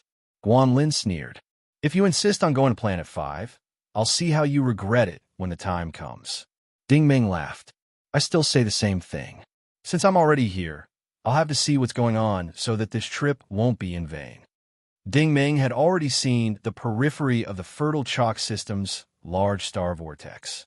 Countless meteorite groups, asteroid belts, interstellar dust, dark matter, starship wreckage, and energy impurities covered the entire star field like a thick fog. All kinds of strange magnetic fields, strong electricity, Weak energy, radiation, and mutation intertwined together to form a natural barrier. The Songqing spaceship shuttled around in this chaotic world. The automatic route on the main control panel was no longer working. Dingmeng suddenly realized that this spaceship must have been in and out of this place many times. There was no fixed route, but it must have pinpointed its destination. Rainforest Planet 5 had not yet appeared on the radar screen, but in a thunderstorm, Dingmeng saw a huge steel wall. This was clearly the double H-shaped, superimposed space station above planet TT-12. It was exactly the same. If there was a difference, it was that the exterior of this space fortress was too old. Many of the steel plates had aged. It was probably not a matter of time, but the erosion of the interstellar dust. Secondly, there were no images of spaceships entering and exiting the space station. Strictly speaking, this was a steel fortress in space. At this moment, in this vast star field, only the Songqing spaceship was slowly moving toward the small entrance under the giant launch pad. Dingmeng suddenly laughed. He was getting more and more interested in this hidden front organization. Even large military starships could not enter this place, but the hidden front had built a steel wall to float in. Not only was it a big deal, it was also bold. Were they not afraid of being discovered by other forces? Dingmeng waved his hand and woke Guanlin up from the sofa in the resting area. "Come here." Guanlin immediately walked to the main control panel. Dingmeng said again, "Enter your decryption serial number, open the comms channel, and request to enter the port." Guanlin hesitated. "Once the comms link is established, everything on our spaceship will be exposed to the base's surveillance." Dingmeng was amused. "I told you to build it, so you built it. I'm not afraid. So what are you afraid of?" Guanlin still hesitated. Her beautiful eyes widened. "Are you sure?" Dingmeng said. "Why are you worried about my safety?" Guanlin no longer hesitated. She decisively lowered her head and operated the control panel. The comm symbol on the central screen immediately turned green. Guanlin took a deep breath. "You're the first invader of this place." "Yeah." Dingmeng nodded. "Isn't it very memorable?" Guanlin looked at him like he was crazy. "I think I understand. You think you're strong, so you're not afraid, right?" Dingmeng chuckled. "You're wrong again. Actually, I'm scared to death too." Guanlin was curious. "You're scared too? Do you regret it?" A strained smile appeared on Dingmeng's face. Being afraid is one thing, but being confident is another. Guanlin said disdainfully, "I really can't think of what you're confident about." Dingmeng said, "You and CEO Han are my greatest confidence. This CEO Han has too many connections, and he's also your partner. You can't kill him." Guanlin said, "So what?" Dingmeng said, "When we get off the spaceship, I'll kill him directly. In the future, when the higher-ups of the Empire find out that he died in the hidden front base, how do you think the Han family will deal with you?" Guanlin's expression changed. "You're framing us. Don't rush. I'm not done yet." Dingmeng looked at her meaningfully. "When we get off the spaceship, I'll strip you naked in front of countless surveillance cameras. Then, I'll do it with you in public. I don't believe that the boss of the hidden front base will be able to keep his cool. He'll be cuckolded in public." Guanlin's scalp went numb when she heard this. This move was too cruel. You shameless bastard." Dingmeng laughed. "If I wasn't shameless, would I be here?"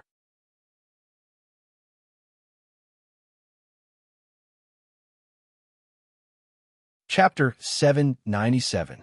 The iron gate of the port slowly opened, revealing a gloomy hole. The spaceship slowly floated into the hole.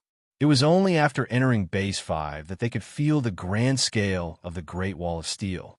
They had to make at least 10 turns in the long flight path. After flying for more than 10 minutes, the spaceship landed on a wide tarmac.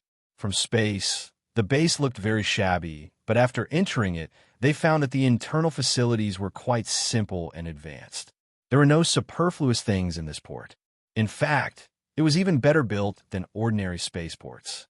3 armed flying vehicles were parked in the open space in the distance. 3 men in black were slowly walking towards Dingmeng and the others. Judging from their steady pace and imposing manner, They did not seem to have good intentions. With a sweep of his telekinesis vision, he could tell at a glance that they were modified fifth-generation warriors. However, these three people were different from Teacher Xiaoyu. They were not equipped with armor, so Ding Ming could tell the depth of their strength at a glance. They were three mid-level warlords, and all of them were monsters with human bodies and frog heads. At this time, Guanlin and Han Feng were obediently following behind Ding Ming, one on the left and one on the right. Their bodies had been bound by telekinesis, so it was impossible for them to escape or sneak attack. Ding Ming suddenly stopped and looked at the three warriors in front of him meaningfully. The three warriors seemed to have noticed something as well. They immediately stopped and looked at him coldly. Ding Ming sighed. It cost a lot to modify these fifth-generation warriors. If they turn into ashes in an instant, the people in the hidden front will be heartbroken. Guanlin looked at Ding Ming in surprise. She knew that Ding Ming was strong, but they were already at base 5. This was not a place where he could continue to show off. At this moment, an unfamiliar voice suddenly responded to him. "Mr. Ting, you have a keen eye? It's really better to meet you than to hear about you." When he looked up again, the door of a flying car in the distance opened automatically, and a man and a woman walked out. These two were normal humans, and they weren't wearing the iconic black clothes, black pants, and black masks of the Hidden Front. On the contrary, the man was dressed in a suit and leather shoes, and he had a calm demeanor. The woman was young and beautiful, and she wore a red gown. If it wasn't for the fact that they were at the Hidden Front secret base, one would have thought that they were two hosts of a large-scale show walking on the runway. Seeing these two people, Guanlin was also surprised. According to her imagination, Ding Ming would be surrounded as soon as he got off the boat. After a fierce battle, he would be outnumbered and eventually suffer endless torture. But now, it seemed that the situation was a little different from what she had expected. As expected, when a man and woman walked over, the three reconstructed warriors immediately retreated to the side respectfully. "Mr. Ting, we're honored to have you here. Welcome, welcome." The man seemed very enthusiastic, and this enthusiasm did not seem to be fake. Ding Ming stared at him. "You know me?" The man had already arrived in front of Ding Ming. Ding Ming suddenly realized that the strength of these two people was most likely at the warlord level. This was because their auras were only at the war venerable level, but their purity was dozens of times higher than that of ordinary war venerables. He had experience in this area, so he could naturally make an accurate judgment. The man laughed. "Mr. Ting's fame has spread throughout the Federation, and you're also very famous in outer space. I know Mr. Ting, but it's normal that Mr. Ting doesn't know me. Let me introduce myself. I'm a station master of this station, code number 10. Mr. Ting can just call me Station Master." The woman also came forward and said sweetly, "I'm the housekeeper of this place. If Mr. Ting needs anything, please don't hesitate to let me know. My code number is 9. Mr. Ting can just call me housekeeper." According to Guanlin's description, these were the core members of the first 10, and there were 2 of them. It was only now that Ding Ming realized that he had underestimated this hidden front. The station master and housekeeper had figured out his identity in such a short time. It seemed that the hidden front was very powerful. Furthermore, these 2 people were not weak. Ding Ming was starting to believe what Guanlin had said. The boss of the hidden front was probably a very powerful person. Ding Ming suddenly sneered, "I don't get it. I stole your ship, killed your people, and even kidnapped the person in charge of your base's transportation. Not only are you not going to deal with me, but you're even going to welcome me. Haha, interesting." The station master smiled gently. "These are all small matters. It's rare for a big shot like Mr. Ting to visit our base. We can't wait to welcome him. How could we do something so impolite?" "That's right," the housekeeper echoed. "Mr. Ting is the first visitor other than the internal members of the Hidden Front. We should treat him well. As Mr. Ting said just now, this is a very memorable event." Ding Ming looked at the 2 people coldly. "I'm afraid this is not your idea. It's a boss idea." Clap, clap, clap. The station master couldn't help but applaud. "Amazing, amazing. Mr. Ting is really smart. If the boss were here, he would definitely treat Mr. Ting as a close friend. Ding Ming said, "Your boss isn't here?" The housekeeper said, "I'm sorry, but the boss is indeed not here. We don't know much about his whereabouts, but he definitely knows that Mr. Ting is here. Sooner or later, he will meet with Mr. Ting." Ding Ming laughed. "Your boss is really mysterious." The station master took 2 steps forward, bowed, and gestured. "Mr. Ting, please come in. Officer 8 knew that you were coming and has been waiting for a long time." Ding Ming nodded. "Okay, please lead the way." After entering the space station from the docking port, the interior of the space station was not the same as the interior of a starship. This was a virtual city within a city created through technological means. One could even see the blue sky and white clouds. At the entrance of a huge, factory-like building, a hale and hearty middle-aged man was waiting in person. When he saw Ding Ming and the others arrive, he took the initiative to step forward and extend his hand. "Welcome, Mr. Ding Ming. I've heard of your great name for a long time." Ding Ming was not surprised. "Are you Officer 8, who is in charge of guarding this place?" "You flatter me." Number 8's attitude was very respectful. "You can't call me officer. Mr. Ting, if you don't mind, you can call me instructor. I'm in charge of training martial arts." "Training martial arts?" Ding Ming looked at him with interest. "Training regenerative soldiers?" The instructor smiled and said, "Small tricks are not worthy of Mr. Ting's attention, but if Mr. Ting is interested, you can go in and take a look." This was indeed a factory, and the scale was not small. It covered an area of 100,000 square meters, and the height of the first floor was 20 meters. There was a straight passageway from the entrance, and the floor of the passageway was a conveyor belt. There was no need to walk, as the conveyor belt would carry people forward slowly. The walls of the passageway were not made of alloy steel, but of transparent crystalline glass, through which Ding Ming could clearly see the various automatic production lines running around. Ding Ming could not help but be secretly surprised. These production lines were roughly divided into 2 types. The first type was the large-scale armor processing machines, which were used to produce armor. These armors were all 7th-generation products, and there were many models that even he had not seen before. However, there was one model that he had seen before, which was the one that Teacher Zhao had used in the Flame Star Palace. It was made using a combination of scientific modeling and biological materials. The other type of production line was used to produce different kinds of weapons. These weapons were mainly cold weapons. Ding Ming looked around carefully and found that even the most inferior ones were made of platinum metals. For a moment, Ding Ming could not help but exclaim, "The boss of the Hidden Front is really generous." A factory like this is probably not inferior to the production bases of those big financial groups and big families, right? What he meant was that the mass production of these things not only required the support of extremely strong financial resources, but also spanned across many territories. The reason was very simple.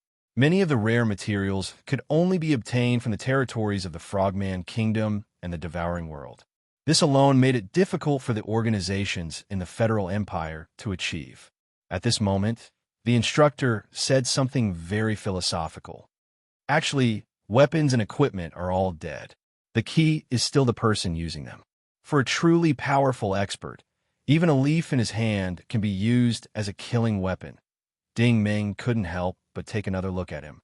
For someone to be able to say such words, his strength must be quite high.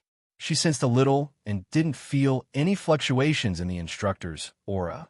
He was definitely in control. The instructor's strength was not inferior to the station master and the housekeeper. Ding Ming came to this conclusion. The instructor continued, "But Mr. Ting is right. In fact, it has not been easy to operate this industry to this day. The boss spent a lot of time and effort. It should be better than those big companies." Ding Ming turned his head and asked, "How long has it been?" The instructor pondered for a moment and said, "It should be more than 133 years and 2 months." Ding Ming did not speak. He remembered Eisendel's description. The Hidden Front had a long history, at least 1,000 years. It was the king of the underground forces. Now it seemed that this was indeed the case. The production line had existed for 100 years, which meant that it had been operating since before the War of the Devouring World. The conveyor belt soon came to an end. There was an elevator at the end, which sent the group to the second floor. The second floor had the same structure as the first floor. The only difference was that there was no production line outside the passage. Instead, there were high-level sensor cabins embedded in the wall. One by one, the warriors were lying inside and seemed to be cultivating. There were tens of thousands of sensor cabins on this floor, each flashing a red light signal. Obviously, they were all in use. This time, Ding Meng expanded the range of his telekinesis vision. He discovered many problems. First, the warriors were all different. Not only were they mainly human, but many of them were actually steel-mane warriors. They had fused with various monsters from the Devouring World. There were also frogman warlords and Devouring World generals that had fused into one, becoming a new type of freak that had never been seen before. Secondly, the soldiers in these sensing cabins were not absorbing origin energy. Instead, there were all kinds of fine and delicate tubes at the bottom of the sensing cabins, as if they were injecting some kind of energy into them. The tubes came from the 5th floor of the basement, where a huge server was set up.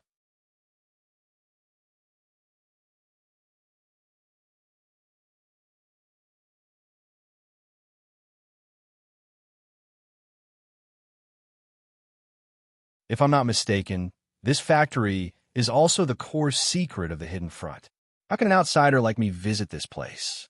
The instructor suddenly laughed. Mr. Ding Meng, you're wrong. The armed forces of this troop are indeed not to be underestimated, but compared to you, these people are nothing. Ding Meng laughed and said, Aren't you overestimating me? The drill master suddenly looked serious. No, I don't. I admire you very much, Mr. Ding Meng.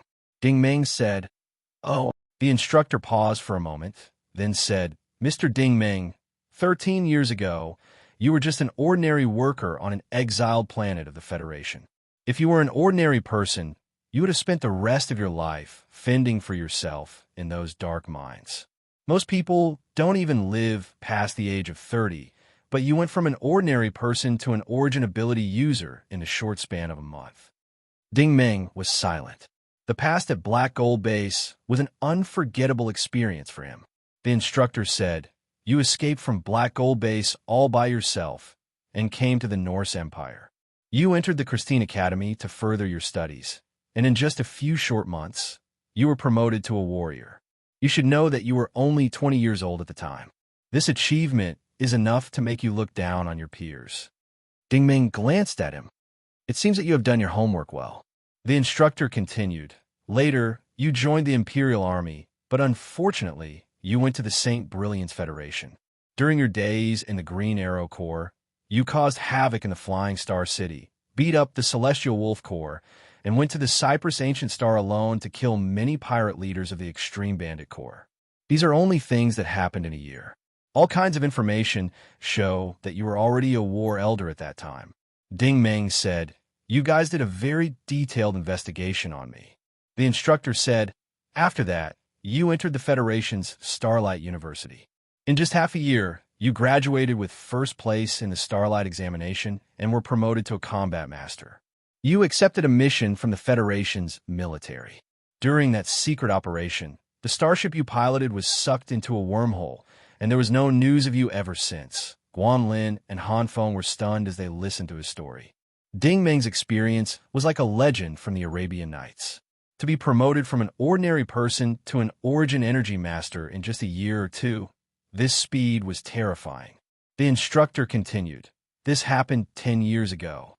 At that time, almost everyone thought that you had died in outer space, but in fact, our Hidden Front had been paying attention to you all this time. We also heard that you were still alive from outer space. Ding Meng immediately said, Gu Yu and Su Yaluan, they are indeed our people. The instructor did not deny it. Ding Meng nodded.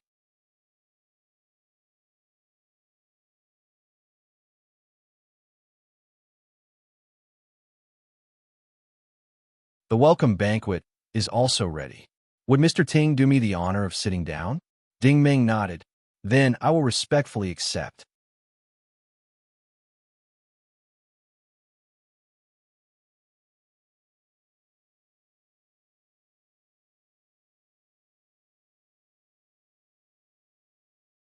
They won't disappoint a distinguished guest like you.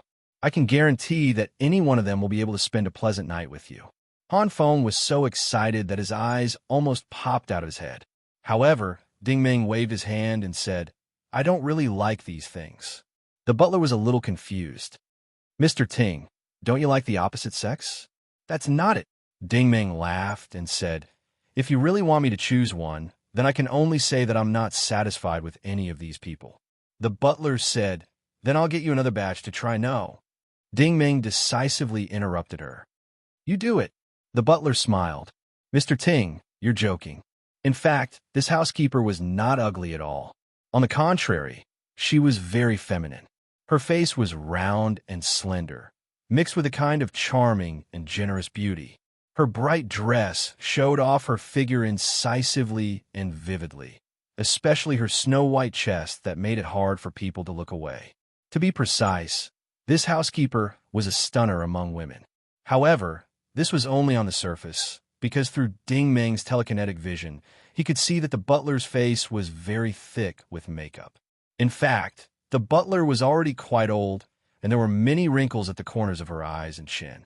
Coupled with the butler's strong personal strength, she was definitely an old monster who was more than 100 years old, or even a few hundred years old. How could such an old woman attract the interest of a young man? Therefore, Ding Meng's hand decisively pointed to the side. His real target was Guanlin. If it's not convenient for the butler, how about we get her to do it? This time, the butler's expression finally changed. She became hesitant. "Mr. Ting, number 50 is only in charge of the transportation. I'm afraid she doesn't match your status, right?" Ding Meng smiled.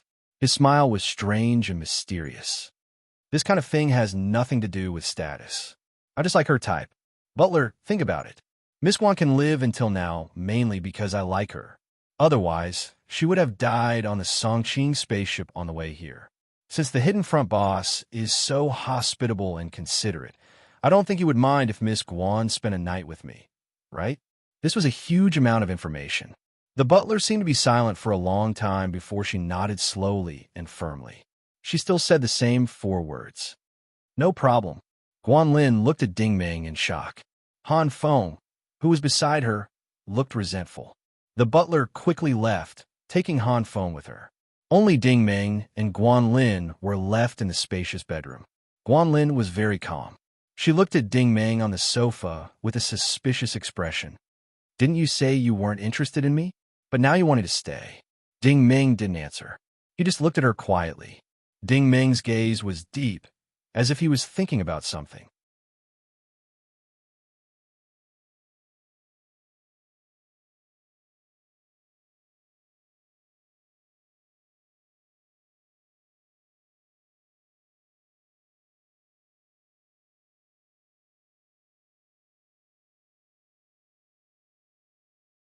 She realized that Ding Meng's palm was producing an endless suction force. The origin in her body was spinning wildly, and all of her origin energy was pouring out. She had never seen this kind of speed before. Even if she used the secret martial technique at full power, it would not be this fast. As such, she instantly realized that Ding Meng was directly absorbing her origin energy. For a moment, Guanlin's fear reached its peak. This was the first time she had seen an expert who could directly extract origin energy from another person's body. About 3 minutes later, Ding Meng withdrew his hand, and Guanlin collapsed onto the bed. She asked in horror, "What did you do to me?" Ding Meng did not answer, but his expression was terrifyingly cold. Guanlin discovered that all the origin points in her body had shrunk, and her origin energy index had dropped to the level of a warlord.